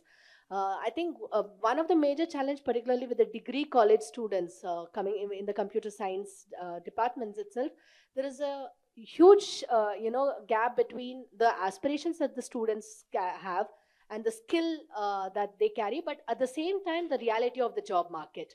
I think that's where they kind of tend to be misled, and that's where the challenge of actually, they are highly educated, but at the same time the unemployability rate is really high, because the aspiration and the job market is just not matching. And that's where an intervention that comes both from an external, like we do spend a lot of time in terms of engaging with students and counseling and helping them understand what the job market is. But this is also something that the institutions can do, and I think faculties need a lot of support. And here it could also be about the stability of faculties in the government sectors itself, because when we try to take the program to non-engineering and degree colleges, in particularly government colleges, we do lose a lot of time when there are not enough faculties who are sufficiently motivated. And I think that, I'm sure it's a general and a long problem, but I'm sure that also requires a lot of attention too. And of course, I think the other aspect that we are constantly working is introducing the mentoring part. Like, I understand the internship, the industry may not have the bandwidth to engage that much internship, But at the same time, there are enough corporate volunteers who are willing to do mentoring of different nature. How this could be integrated again in the in a part of the credit framework itself. So though I think that's where I would really look forward for the framework to be enabling all of these aspects, because right now the internship program is in the third year and then there is a buy-in, but we feel that could be a little too late, and it doesn't support us in terms of preparing the students for the placements. But it could be introduced at the much earlier in the second year itself. So I think that those are some points I wanted to bring it on the table, and thank you so much. Can you hear Thank me? you. Please go ahead. I'm Rohit Vishwanath. I'm with Satwa Consulting, and we've been in the CSR space for the last decade, facilitating conversations and implementing programs. So, can you hear me? Yeah. Oh, okay. So in the last decade, around. Is this better? Yeah. Okay. In the last decade, around 13,000 crores of money, CSR money, has gone into just vocational skilling and then livelihood programs. So that is not a small amount at all. So there is a lot of concerted effort there. While that is the case, yes, we are talking about skills, and thank you for bringing up the point about aspirations in itself. Because what we have found during implementation is that once the program gets over, people do not pick up the job offers, or even after joining, they leave in a month or 2 or 3. So how do we maintain that the money that is getting spent is actually giving us valid outcomes? And that is where taking a step back from skills, right? How can we enable these aspirations in terms of counseling, psychometric tests, all that can come in from a school age time itself, that can build them towards what they can expect in the market, that is grounded with the market realities. In conversations with some of the students that we have been working with, they expect entry-level salary of 50,000, 60,000. But what is the ground reality there? How can we, I'm not saying that people shouldn't aspire to earn 50 or 60,000, but how do we also maintain that ground reality with them? So that was one point. At the same time, CSRs also don't really, I mean, not generalizing, but the awareness about where the jobs are, let's say in a district or in a state. A lot of people have spoken about training engineering students, but pan-India, there was a white paper released by Niti Aayog in March. Pan-India, 70% of the student population are in BA, BSc and BCom related courses. B is around 20 to 30%. So how are we catering to them? Because they are getting trained in BA, BSc, but at the times, like what kind of jobs we have?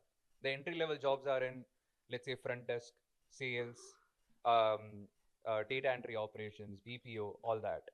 But are they expecting the same when they are coming out of colleges? Is something we need to solve for. So, Yeah. Good morning, everyone. So, thanks to all the speakers for bringing in different aspects. So 2 aspects that I would like to put forward is on skilling persons with disabilities, where the dropout rates are quite high in this, where it could be for person with visual impairment or person with hearing impairment, where we at CGI, while we are a technology company, we do focus on skilling persons with disabilities on either digital literacy or food and beverages. Here, the support that we are looking from government and higher education is, by the time they reach higher education, is where the dropout rates are high. And the only support for persons with disability is vocational skills. So how do we bring in more people into the vocational skills? And while we are doing through the NGO partners, but how do we cater to collaborate with government to make it much higher so that more people get into jobs? One. Second is on the green skilling or green jobs. The sustainability related skilling, while we are working with the organizations to train more than 300 candidates on green skilling, which is solar and EV technician jobs. While here again we are doing at smaller scale. The support from the government that we are looking at is how do we make it big, and how do we bring in more awareness on the green skilling and green jobs, and also provide more placements for them. While the placements are there, but the students are not choosing for it because the awareness is less. So these two things I would like to put forward. Thank you. Sir, morning, sir. So, sir, as you heard, there are so many organizations are doing, and it is not available in the open public source because everybody are doing it on their own. So, if a government can create a platform and just put all this information in one place, so that everybody are aware that okay, these are the contents are available, these are the modules are available, these are the best practices are available, and how that can be learning and a knowledge material for other organizations. That is point number one, sir. Second is again to coordinate with the government. It is not easy for all the corporates. Everybody wanted to work with the government, but how do we need to get the approval? Where to go and how to approach these people, and who are all the people to be contacted? So that is a major challenge for these corporate organizations.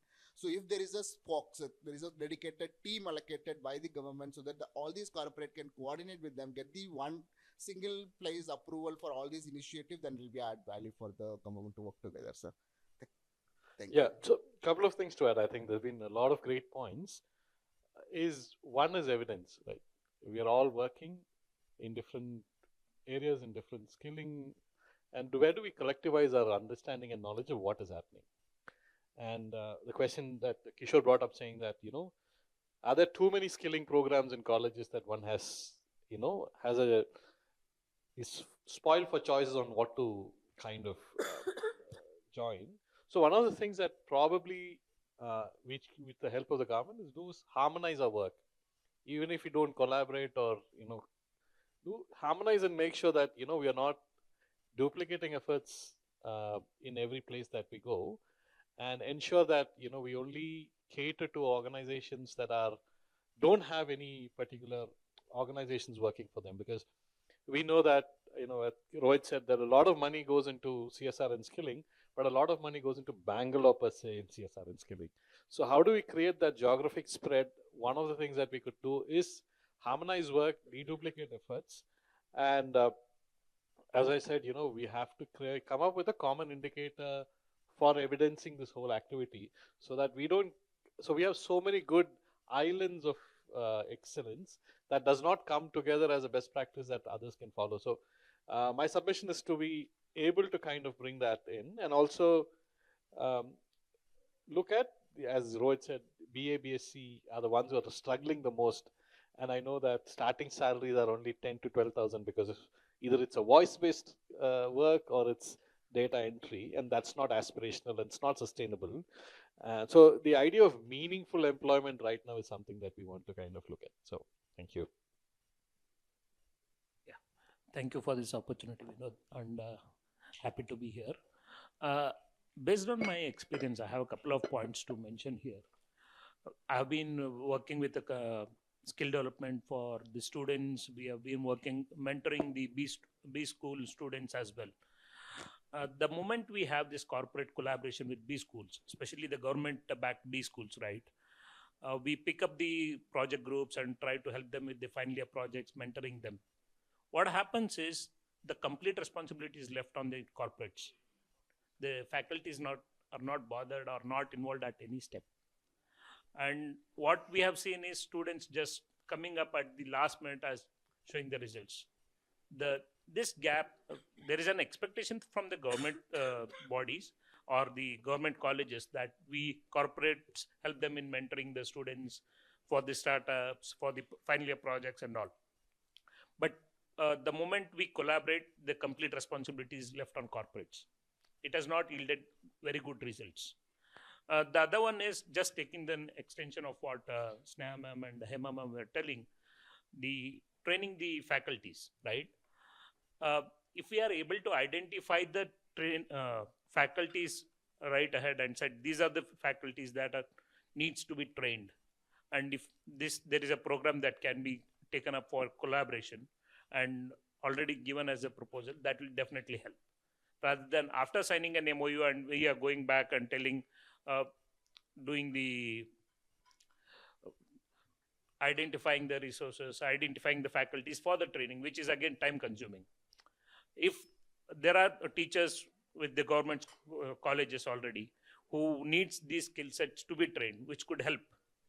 We already see the private colleges doing that. if government teachers are already identified and the list is already mentioned, these are the people to be trained, and this is a program that can be implemented, I think that would definitely help. In the interest of time, we'll have possibly two more voices of impact. I think Manoj sir from Tier and Saraswati ma'am from Deloitte. So thank you, Ellargu Namaskara. I echo what Smita said. Absolutely happy as a Bangalorean to be hearing to what you said, sir, and extremely excited that I am part of this journey where we are going to see Karnataka and Bangalore coming up in such a beautiful way. So I just think this is one of the beginnings that I am happy to be part of. I'm the Chief Happiness Officer for Deloitte South Asia. The happiness for communities is something that we focus a lot on. Some of the names that you talked about, sir, be it Unnati, we talked about United Efforts. I think we've been able to skill about 15,000 people through Unnati, 30,000 people educated through United Efforts. We're working with a school near KR Puram where we set up a computer lab. We're working with Prayoga. Recently, they had a mention at the Prime Minister's Man Ki Baat. All of this is exciting, but the biggest worry is somewhere is the ball getting dropped in between all of these initiatives. We're getting children skilled up till 10th. What happens after that? Are we creating aspirations and then do they see a continued journey? And I was also picking up from what I heard Santosh say. How can we really integrate? One of the learnings that I've had is, and we've recently launched something which is called Yes Bengaluru. Deloitte is a part of it. Cisco is a part of it. SAP is a part of it. This is along with World Economic Forum, where we are saying how can organizations and the broader ecosystem come together and solve the problems of the city. Of course, we are not really very ambitious on traffic, but other than that, there are a lot of other problems that can be solved. So how can we come together and solve that? I was thinking, can we have a Yes Bengaluru initiative for education and skilling? And that seems to be very exciting, and and it can be a kind of a coalition. Most of the people who can be part of it are anyway here, and we have your support, sir. So that was one thought that crossed my mind. The second one was, as Deloitte, we are working on an initiative which is called Spark Collective. It is a national level program which we are part of it, where we are thinking how can we upscale about 1,000 women entrepreneurs, and we call them DDs, to be moving from, say, today they may be earning in lakhs. Can we make them crorepati's, and how can we train them from a business perspective? I was thinking a similar kind of an initiative, if we could have in the education and skilling space, that is something that would work. So these were the top two things that I had.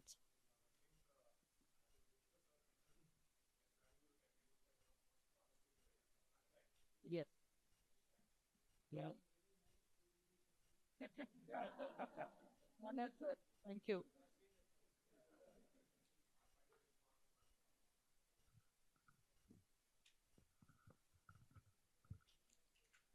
So, very good morning to the August attendees here. Gives me a great privilege to kind of also be the last speaker in this whole roundtable. Gave me a lot of interesting ideas of what different corporates are doing.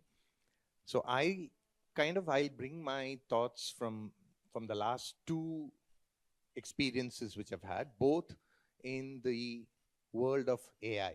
Okay, my last job was with a company called Musicma, where I was a business unit head there, kind of working on cutting edge AI stuff. And right now, also part of a US-based startup called Prompteer. Now, of course, Karnataka is the digital capital of India. So I'm kind of focusing on the need for us to kind of educate and not ignore that AI is going to be everywhere, right? The fact that, we are at that space in time where we are hearing like crazy news, like whoever thought about a very prominent US-based company laying off around 12,000 people in one shot in India, right? And that's just the beginning, okay? And I'm saying this primarily because of the fact that I'm working in this space. We are creating a lot of these products, tools, And we see the fact that this is likely to be the case when people are not skilled enough. I think we are talking about skilling. It is very important that we get people and students skilled the right way in colleges, irrespective of whether you are engineering or non-engineering. So in that context, I think we would definitely need a 4-pillar approach there. One is a AI native internship, which we definitely need to have in colleges, because as Sir rightly mentioned, there is only so many internships which you can give, right? So is there a way by which companies also recognize internships if it's done as a project and not primarily working in a corporate? Is there a way by which you can actually categorize it and then say? Because AI enables you to do it. AI enables you to identify gaps, identify a problem, work on it, and then create solutions for it, which is essentially what you actually do in an internship. And it also creates entrepreneurship, right? So the second thing is a project-based learning approach, where we are encouraging students to work on real life data, right? Whether it's data from ISRO, whether it's data from the Ministry of Health. There are live data there are enough and more live data which is being created by Niti Aayog. So if you are able to actually give students access to these data and get them to work on it, I think the problem that we are all talking about, that the curriculum is outdated, kids don't know, the industry feels that they don't have the right skills, I think that can be eliminated. Hackathons, AI hackathons, I think it should not be as a good to have. I think we should probably make it much more mandatory and compulsory in colleges, because then you are encouraging students to look at real life problems and addressing that, right? So make it mandatory there. I think if you're also, and the fourth point is that if the state comes up with a AI readiness index for institutes or universities or colleges, I think that will actually promote and encourage the institutes and the faculty and the students and all of them to integrate AI in this whole function. So in that regard, we would definitely, at Prompteer, we would like to, sir, you mentioned about that, the program which you're doing with ADB at 40 different colleges and 11 institutes. So Prompteer would definitely like to partner in that initiative. We would also like to partner with the FKCCI initiative with Ms. Uma Reddy ma'am, and then try and see how we can make that. Promote the whole AI upskilling and AI literacy in the state. Okay, so thank you. Hello. Yeah, I have one final word from OpenText, Pushpanjali ma'am, before we move the thing to the polling. Hear me? Yeah, thank you. I think I waited too long, but most of the points that I wanted to cover has already been shared, so I'll probably keep it short. I think it all boils down to the dignity of labor that we're talking about, because, when we say, if you want to give them jobs, they really aspire to get something out of it, right? Even if they come from tier 2, tier 3 colleges, so from underserved communities, what they want is to be sitting in this table with us and having this discussion. So the needle needs to really move, and I think we have to have a lot of policy level discussions to make that change. So most of the things we've already covered, so I would not probably stress on it.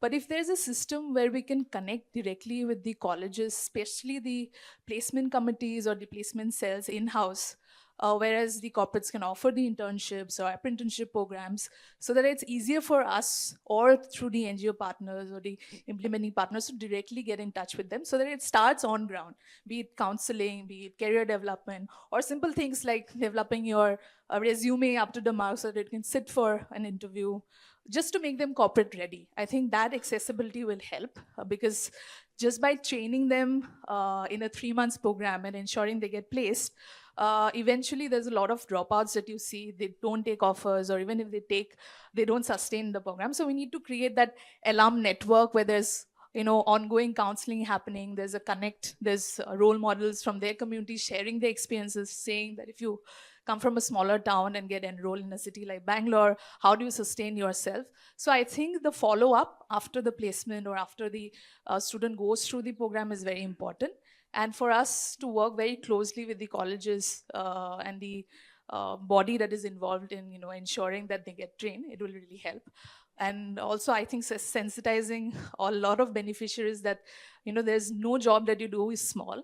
Probably getting a 10K or a 15K salary, being the first generation learner from your family might seem small, but they can obviously go back to the community and create that impact, telling their story of change, right? So I think we need to really talk about the dignity of labor in India and really make people aspire for more. That's all I would say. Thank you. Thank you so much. One more person. Sorry, is that? Yeah, mics. Sir, if you could introduce Agnishwar Das, sir, we could introduce you and your organization. Yeah, so I am Agnishwar. I come from Landmark Group Foundation, CSR. So we just initiated our skilling program, and we majorly work in public health programs. The factory workers community and the factory workers healthcare program, but we initiated for the retail sector. But first of all, the privilege to be part of this platform, and really thankful, sir, for your support and the energy you have shown to all of us. And I think this is a very good convergence platform we created today. So talking in following with what Pushpanjali was sharing about that convergence or policy level decisions. So if we change some policy level decisions, because CSR, NGO implementing partner are not that sustainable. The sustainable is how at government schools, especially if we talk about the underprivileged community youth, so then we can see the degree of PUC level and how the PUC level college education centers are enrolled and their teachers can be groomed. What Sneha ma'am was rightly sharing, that we can groom because the kids are little ahead. And and there are challenges, because if we train them in 3-4 months and they get a job 15 to 18,000, and they will not do it is actually happening. They after 3 months they are just going for dropout, and they're doing some Blinkit or other delivery things or something which is near to them and which is catchy for them. So I think in that sense, if we create a sustainability long-term approach, policy level change at government level, that the educational institutions are also has to have that facility, grooming facility, how that facility can be leveraged from the help of CSR and other partners, and their mandate role to provide that the opportunity to the kids. And also the institution, the recruiting institutions, how the percentage of their recruitment can be also secured for those underprivileged students who are from the community at government level. I think that's what we look forward in this platform. What is missing is the community, the youths, where I think that platform, if a platform can be created where a CSR implementing partner, government and the community can sit together and decide, and if that can happen in quarterly, frequently in every quarter, so that it can come to a shape where we can see the long-term vision.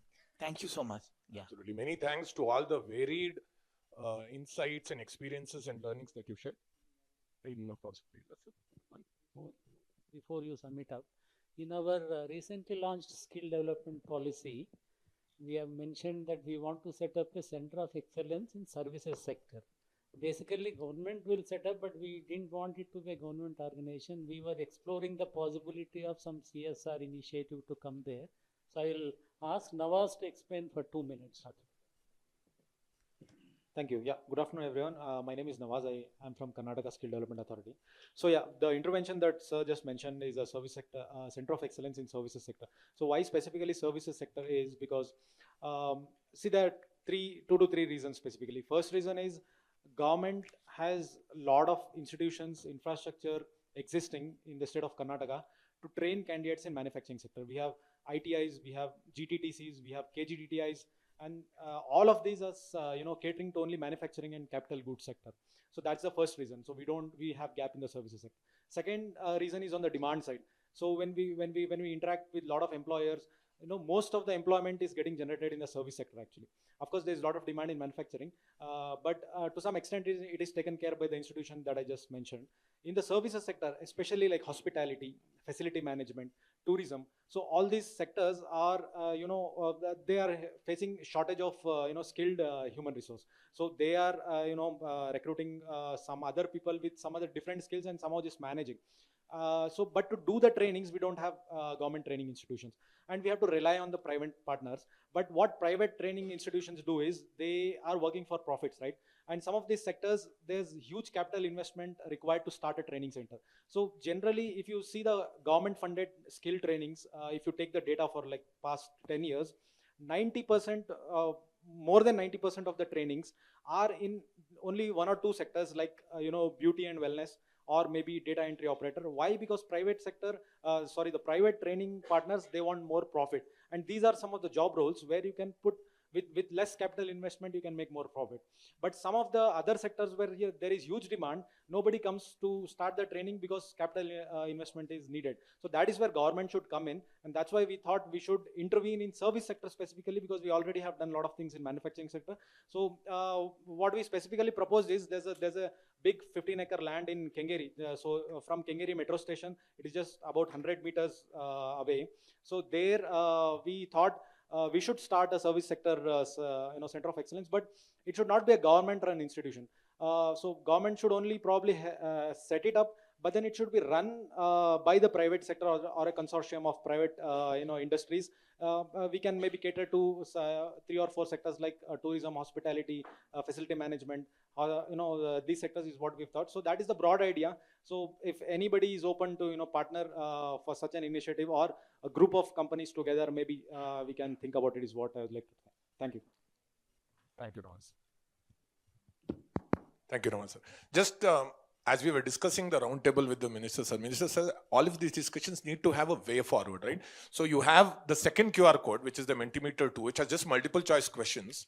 If you could kindly take that, scan that QR code and take that quiz or take that set of questions and respond. This is for us from the government viewpoint. What would be the likely next steps that the participants here want? You can either scan it from the screen or from your desks here as well. So the first question that we have, I'll wait for around 25 people to respond, but a collaboration portal that the government kind of sets up and runs and updates regularly on the initiatives that the government wants, or rather prefers, with no obligation for any of the CSRs who have said yes, either on their screens or in the sheets, right, to fund any of those projects. But do you think that will be of use to you? I think there is probably the most overwhelming response here. There's no one who has said no, right? So that itself shows that the intent behind people who are here on all sides of the table is to collaborate, but there are some fine tuning and those last mile connectivity. Here it's a portal that shows the needs of the government. I think all 34 of you have said yes. I hope the no button also works there, but I think here all 100 of you have, as in all 100% of you have said yes. That's wonderful. Moving to the second question. Two, sir. Two. This one. So would you or your organization, right, be interested in one-on-one interactions? It could be with the respected ministers, sirs, the government departments, the principal secretaries.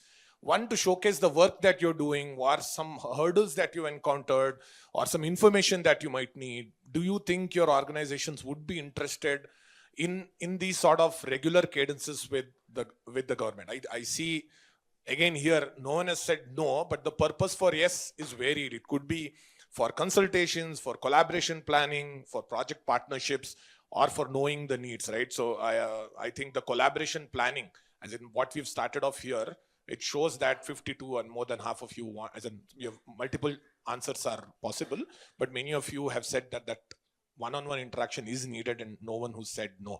And your presence here, as well as the presence of the Minister Sir and the Chairman Sir itself, shows that seriousness exists on both sides of the table. The last three questions, again, multiple choice.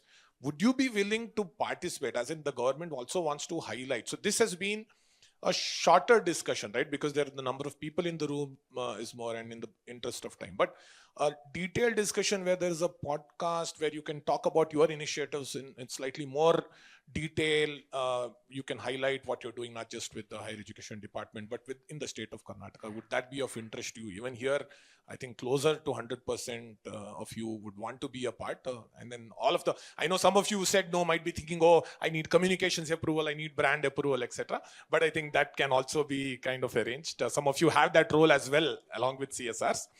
And finally, if the government wants to bring out a coffee table book highlighting CSR initiatives, not just of people here, but people outside of the room who want to talk about and then publish the initiatives that corporates have done. A lot of them feel that corporates in Bangalore might not be doing a general public, but this kind of showcases that it's not just CSR, but beyond CSR, volunteering, non-obligatory spending, all of that is there. And even here, I think these are marks of this generation's 10th and 12th, right? 97, 98, 99, overwhelming percentage being yes and what they want to do. And then one final question here as we kind of summarize and move forward. If the government asks for nominations and has a way of evaluating the impact that CSR initiatives come in, and then calls for applications without any application fees, obviously, and evaluated by an eminent jury, would your organization be willing to submit your initiatives here for kind of evaluation? Again, kind of for both sides of the party to know what the other side is doing and to have that sync and synergy here. Again, majority saying yes. So I think in the next steps forward is very clear, but also just to summarize, as before I hand it over to Shri Ramana Reddy sir for his final inputs. We've seen that organizations are doing programs not just in Bangalore, beyond Bangalore. It's not just in STEM, it could be in AI, it could be in setting up labs, it could be in faculty development, it could be in better mobilizing, impact evaluation, aspiration matching, all of that wonderful things said. But what we said in the first Mentimeter, it said that it has to be a stakeholder approach. It's not just a government CSR among CSRs, but a broader ecosystem collaboration approach that you mentioned. And I think that also showcased in your final Mentimeter response, saying what can the government do or what can you do for the government. So it's not a one side does something for the other, it both sides doing something for everyone and for the broader ecosystem. I think what our Chief Happiness Officer Saraswati Ma'am mentioned, yes, Bangalore, I think that can move beyond to a yes, Karnataka initiative, and this can be the first step that the higher education department leads and then other departments follow in the state. So before I hand it over to Ramana Reddy sir, I want to thank you, all of you very senior members of very big organizations who've come here. You spent your time. I know Saturday is a holiday for all of you, so you come in and spend time. So many thanks. Also, I want to thank the Honorable Minister sir. Very rare in these events that decision makers and ministers stay for events. Not just stay for the entire event. Firstly, he'd come in on time, not just stay for the entire event, stay when the event also over, as it exceeds its time. And he's been participative, he's responsive, and he's kind of acknowledging and listening, all of that. So many thanks to Minister sir and Ramana Reddy sir for this wonderful experience for all of us. I thank you one and all, and then hand it over to Ramana Reddy sir. Don't send them. Yeah, absolutely. I have something more. Yeah. No, firstly, as Vinod Prabhu has said, for all of you, this side it is a holiday. And for us, especially for the Honorable Minister, 2 days conference is going on, but in spite of that, leaving all other sessions, he is here for the last 2 hours. That shows how much importance not only us, but you have given to this and we have given to this. So it was, for me, it was quite informative. I came to know about some I may know, but most of the initiatives what you are undertaking are new to me. I could understand. I could also see the challenges you face while working with the government. So my only suggestion is that I request the Honorable Minister also, and I request my Skill Development Minister also. I think 2-3 of them have suggested, Mr. Jayachandran and 2-3 others suggested, that some point of contact in both our departments, so that some kind of cell or some Spock, something like that. Maybe that you also think, sir, and I will also request Honorable Skill Minister. Before sir gives final comments, immediately after this, sir has mentioned earlier that higher education department is taking the ADB soft loan, especially not for civil works, but for the academic improvement. So all others who have joined, including Professor Sadagopan, everybody, ADB team is also here. So that discussion will continue. So any one of you interested in that may please stay back. So that's what I wanted to announce. You want to say anything? Once again, I thank you all for taking out time on a Sunday, on a Saturday. Saturday, because we don't have any Saturday, Sundays. Politicians, like every day is same for us. So sometimes I don't know what day it is also. So that's the problem being in this profession. So I think all of you are doing in your own way. You're trying to contribute whatever way it's possible. So my intention and idea behind this was like, okay, you might be targeting small numbers and probably whatever it's possible from your end, but at a government level, at an institution level, probably we need to look at a bigger scale, and that is all of us, like with an amount of industries and the corporates which are all present in Karnataka and especially in Bengaluru. I think if all of us join together, I think nothing is impossible. I think we can make it probably show the way to the rest of the states in the country, and probably amateur people try to avoid Bangalore, but they cannot resist Bangalore. So irresistible Bangalore, it is called irresistible Bengaluru and Karnataka. So this is one thing. And coming back to, like somebody was mentioning about the liberty autonomy for the universities, see, in the state education policy, we have derived 128 credits and we have gone, we have left free up to 160. So the universities are free to take in additional credits, and somebody else was mentioning, like until Kishore was mentioning, until unless it is made like a mandatory credit system, the students will not take it seriously. So that is also, we are very particular about that, and that's why we given that liberty. The state education policy, we have brought in that. And again, a lot of things were like pandemic people discussed about faculty development and other things. Of course, I mentioned about higher education academy, and we have space there, we have facilities there. If anybody would like to pitch in and mentors can come in, we can probably work on that and give space for you to. And somebody was mentioning, I think, about the sometimes we get into MOU and then we are not able to bring in the faculty. No, absolutely, that shouldn't be a problem. We are now we have good officers in our department. We try to work on that, and we see that that issue will not be there. And we have regular faculty training programs, so that shouldn't be a problem. As far as collegiate education is concerned, technical education, we are looking at establishing something similar. We need to probably, like, whatever we speak now, and ultimately the faculty only has to drive it. Like, you can only handhold for some time, the mentors can come in for some time. Once the trainers are trained, then the trainers or instructors, they have to take it forward. That is another aspect which we are also very serious about it, and we are going to address that. So other than that, apart from that, like as you are talking about internship programs, that's what we were saying, that okay, there are certain internship programs where the project or other activities could be considered as internship or something. Probably that also we will see how somebody has to recognize that. So that is one thing where we need to look into that aspect. So then coming into attrition of jobs, of course, yeah, because our people are they want something next door. They want to just walk in the morning, come back in the afternoon. When some people come, because now we have Tata Technology, Wistron, which is taken over, and we have Foxconn close to us, very close to my constituency. So people keep coming and asking for jobs. If I speak to somebody and try to get a placement, then they will tell, I don't want to work in shift system. So this is like, these issues are there. This is quite natural. These attrition levels will be there, I think. That's why we try to skill more number of people, then all these things will be taken care. Any industry, the attritions will be there. That I think it's part and parcel of the system. So when the numbers are increased, naturally that will be balanced. There shouldn't be a problem. Then again, Professor Sadagopan sir is there, who is the our vision group head is heading our vision group in higher education, and Madan and all the team, these team members are here. So he has given a report I mentioned earlier. So he very clearly has said that how the students are getting attracted to only computer science related courses when it comes to the looking at the packages. But now I think all packages will go now. So where other subjects, because of they're looking at like they just keep imagining or probably thinking, okay, once I finish 4 years I get a campus placement, and then I'll be drawing per annum, this is the package or something like that. No, all the dreams are shattered now. Probably before they start blaming the system, I think we need to look at that and see that at least the future will not be in trouble.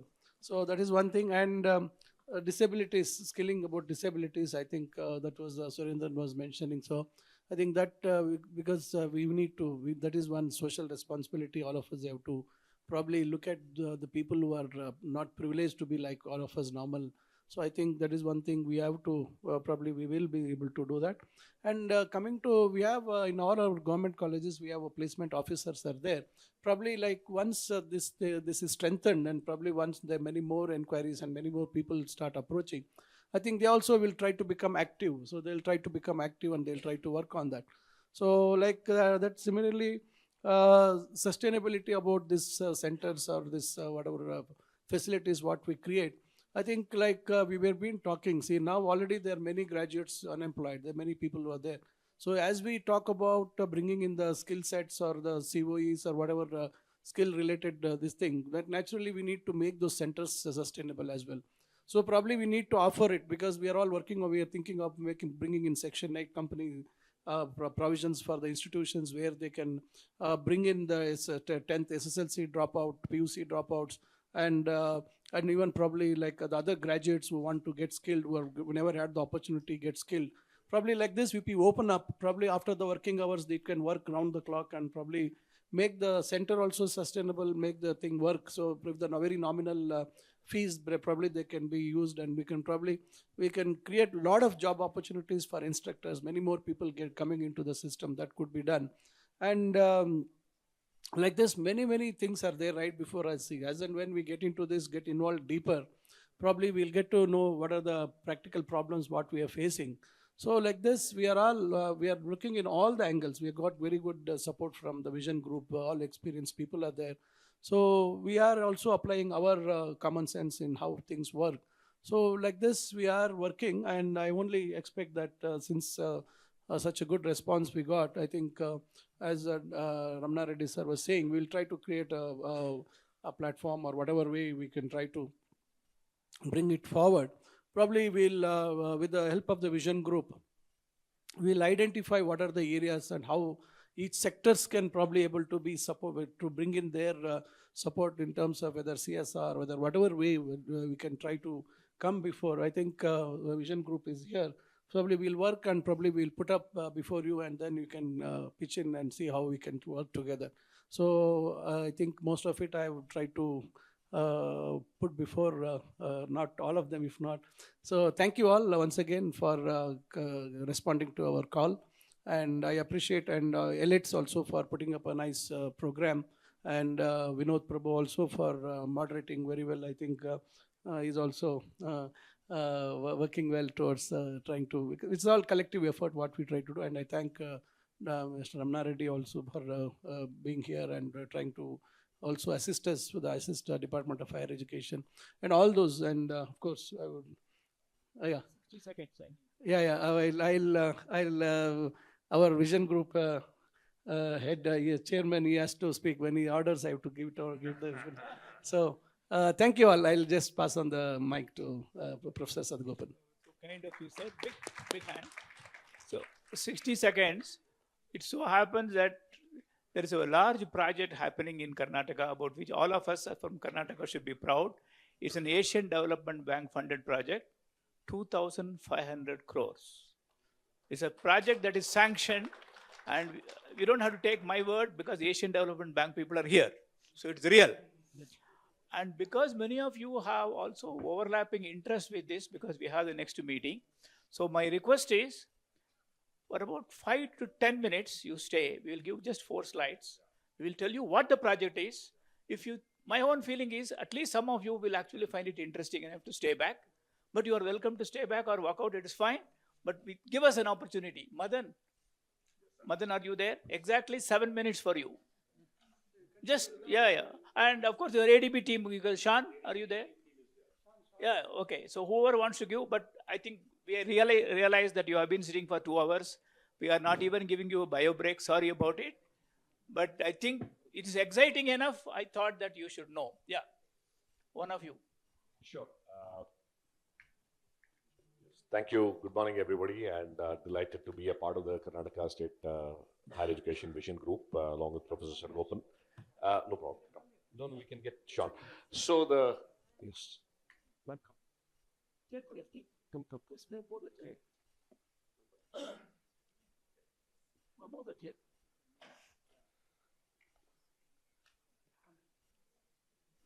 So as Professor Sargopan said, we'll just take a couple of minutes, 5-7 minutes. We're at a very exciting phase of the ADB project where we are setting up the centers of excellence, we are setting up model polytechnics and the GFGs, the government first grade colleges.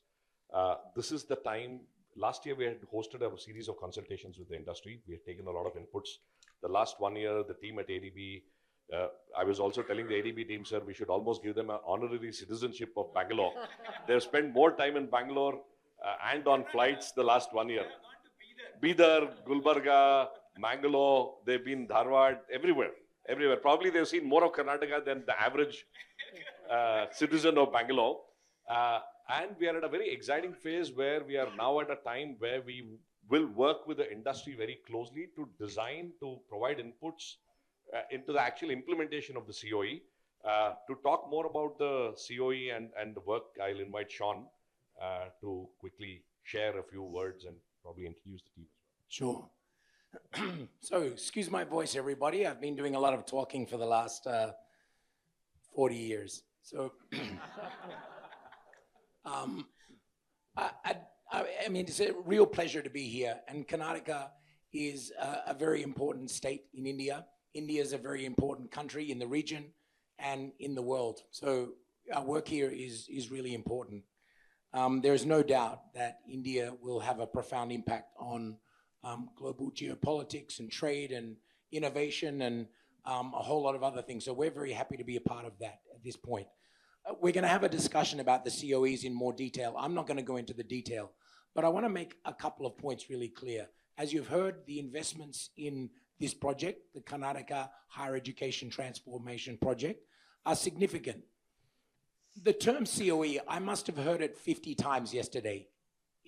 And you may have a perception of this. In fact, we had a look at the number of COEs that have been established in Karnataka over the last 20-something years. It was in the many hundreds. I think it's probably an unuseful term because, you know, what has gone before in the past decades is certainly not the same as what we're proposing for these sort of 8-9 COEs. And the difference is this.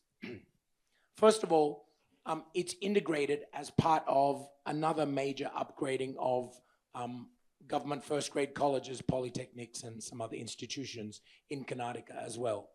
Upgrading of laboratories, upgrading of facilities, faculty development. These are all parts of these projects as well. You can see here the list of the COEs.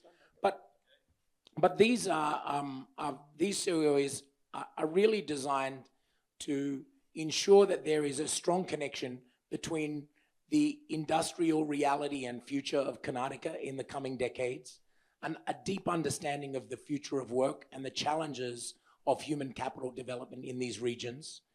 And a key part of these investments is, of course, the catalyzing finance that ADB brings. The vision of Karnataka higher education and the work of the minister, the secretary, the commissioner, and all of the team who are working on this project has been critically important. But industry are a critical component of this. We've been taking our advice from industry. We've visited as many colleges as we've visited. We visited as many industries as well to have deep discussions with them about the direction that we should be heading in. You should think of these COEs as one of your greatest assets moving forward. it comes with substantial funding that you are capable of leveraging on if you ask and if you put your hand up to participate. We actively encourage you to participate in these sort of accomplishments that we're working very hard to realize in a short time frame. It will deliver for you a number of things: access to high-end equipment for R&D, for training and development. It will give you talent pipelines that are curated just the way you want if you ask. And it will create long-term sustainability for your decision-making in industry, to be able to ensure that your vision moving forward as industry is facilitated by work in human capital development downstream. So I know that you have a short time frame and we've given you just a few minutes, so I'll leave my comments there. But we're really grateful that you stood around for a few minutes to listen to us. So over to you. Thank you. Thank you. I'll just add two more things we have also done. We have identified the focus areas for each center. We have identified a faculty member in charge. I call them Navaratnas. So it is important that they have to have the ownership, right? It is not floating in the air. So a lot of work has happened. And that's the reason why I feel excited that I think you should be, yeah. Thank you. And as indicated, we will, after this is over, a few of us, it'll be great if any of you are interested. We are happy to go a little deeper, maybe spend 20-30 minutes on this. We will share that. And soon after this, we will convene as well. But I must call out the members of the vision group. We have Venki, Umar, we have about a 12-member team which has stayed very engaged. And of course, the secretary, Honorable Minister, the Commissioner, the amount of time that they have devoted on this has been incredible. And I'm very confident that we'll have a fantastic rollout of the COEs very shortly. So thanks to the Minister's personal intervention, each of the center will have 100,000 square foot of space. Yeah. And you see, it's very interesting. Chintamani Center, sometimes I find a champion happens to be the minister himself. So it's so good. I think it's good to have. So many thanks. This is a fabulous initiative by the government in partnership with the Vision Force as well as with the ADB. Now, as we conclude this particular session, and you can discuss more with the participants who are here, the Minister Sir wanted to hand over personally the memento for coming in as a token of thanks to each one who's coming here, followed by a group photo that will be taken. Suggestions for the group photo. Do you want it here? I think that would be very tough. You could potentially have it there. But as we call people in this clockwise manner, if you could come in here. Oh, okay, wonderful. Okay, so we'll have the Minister Sir come into your desk, a sign of a collaborative and a partnership of equals.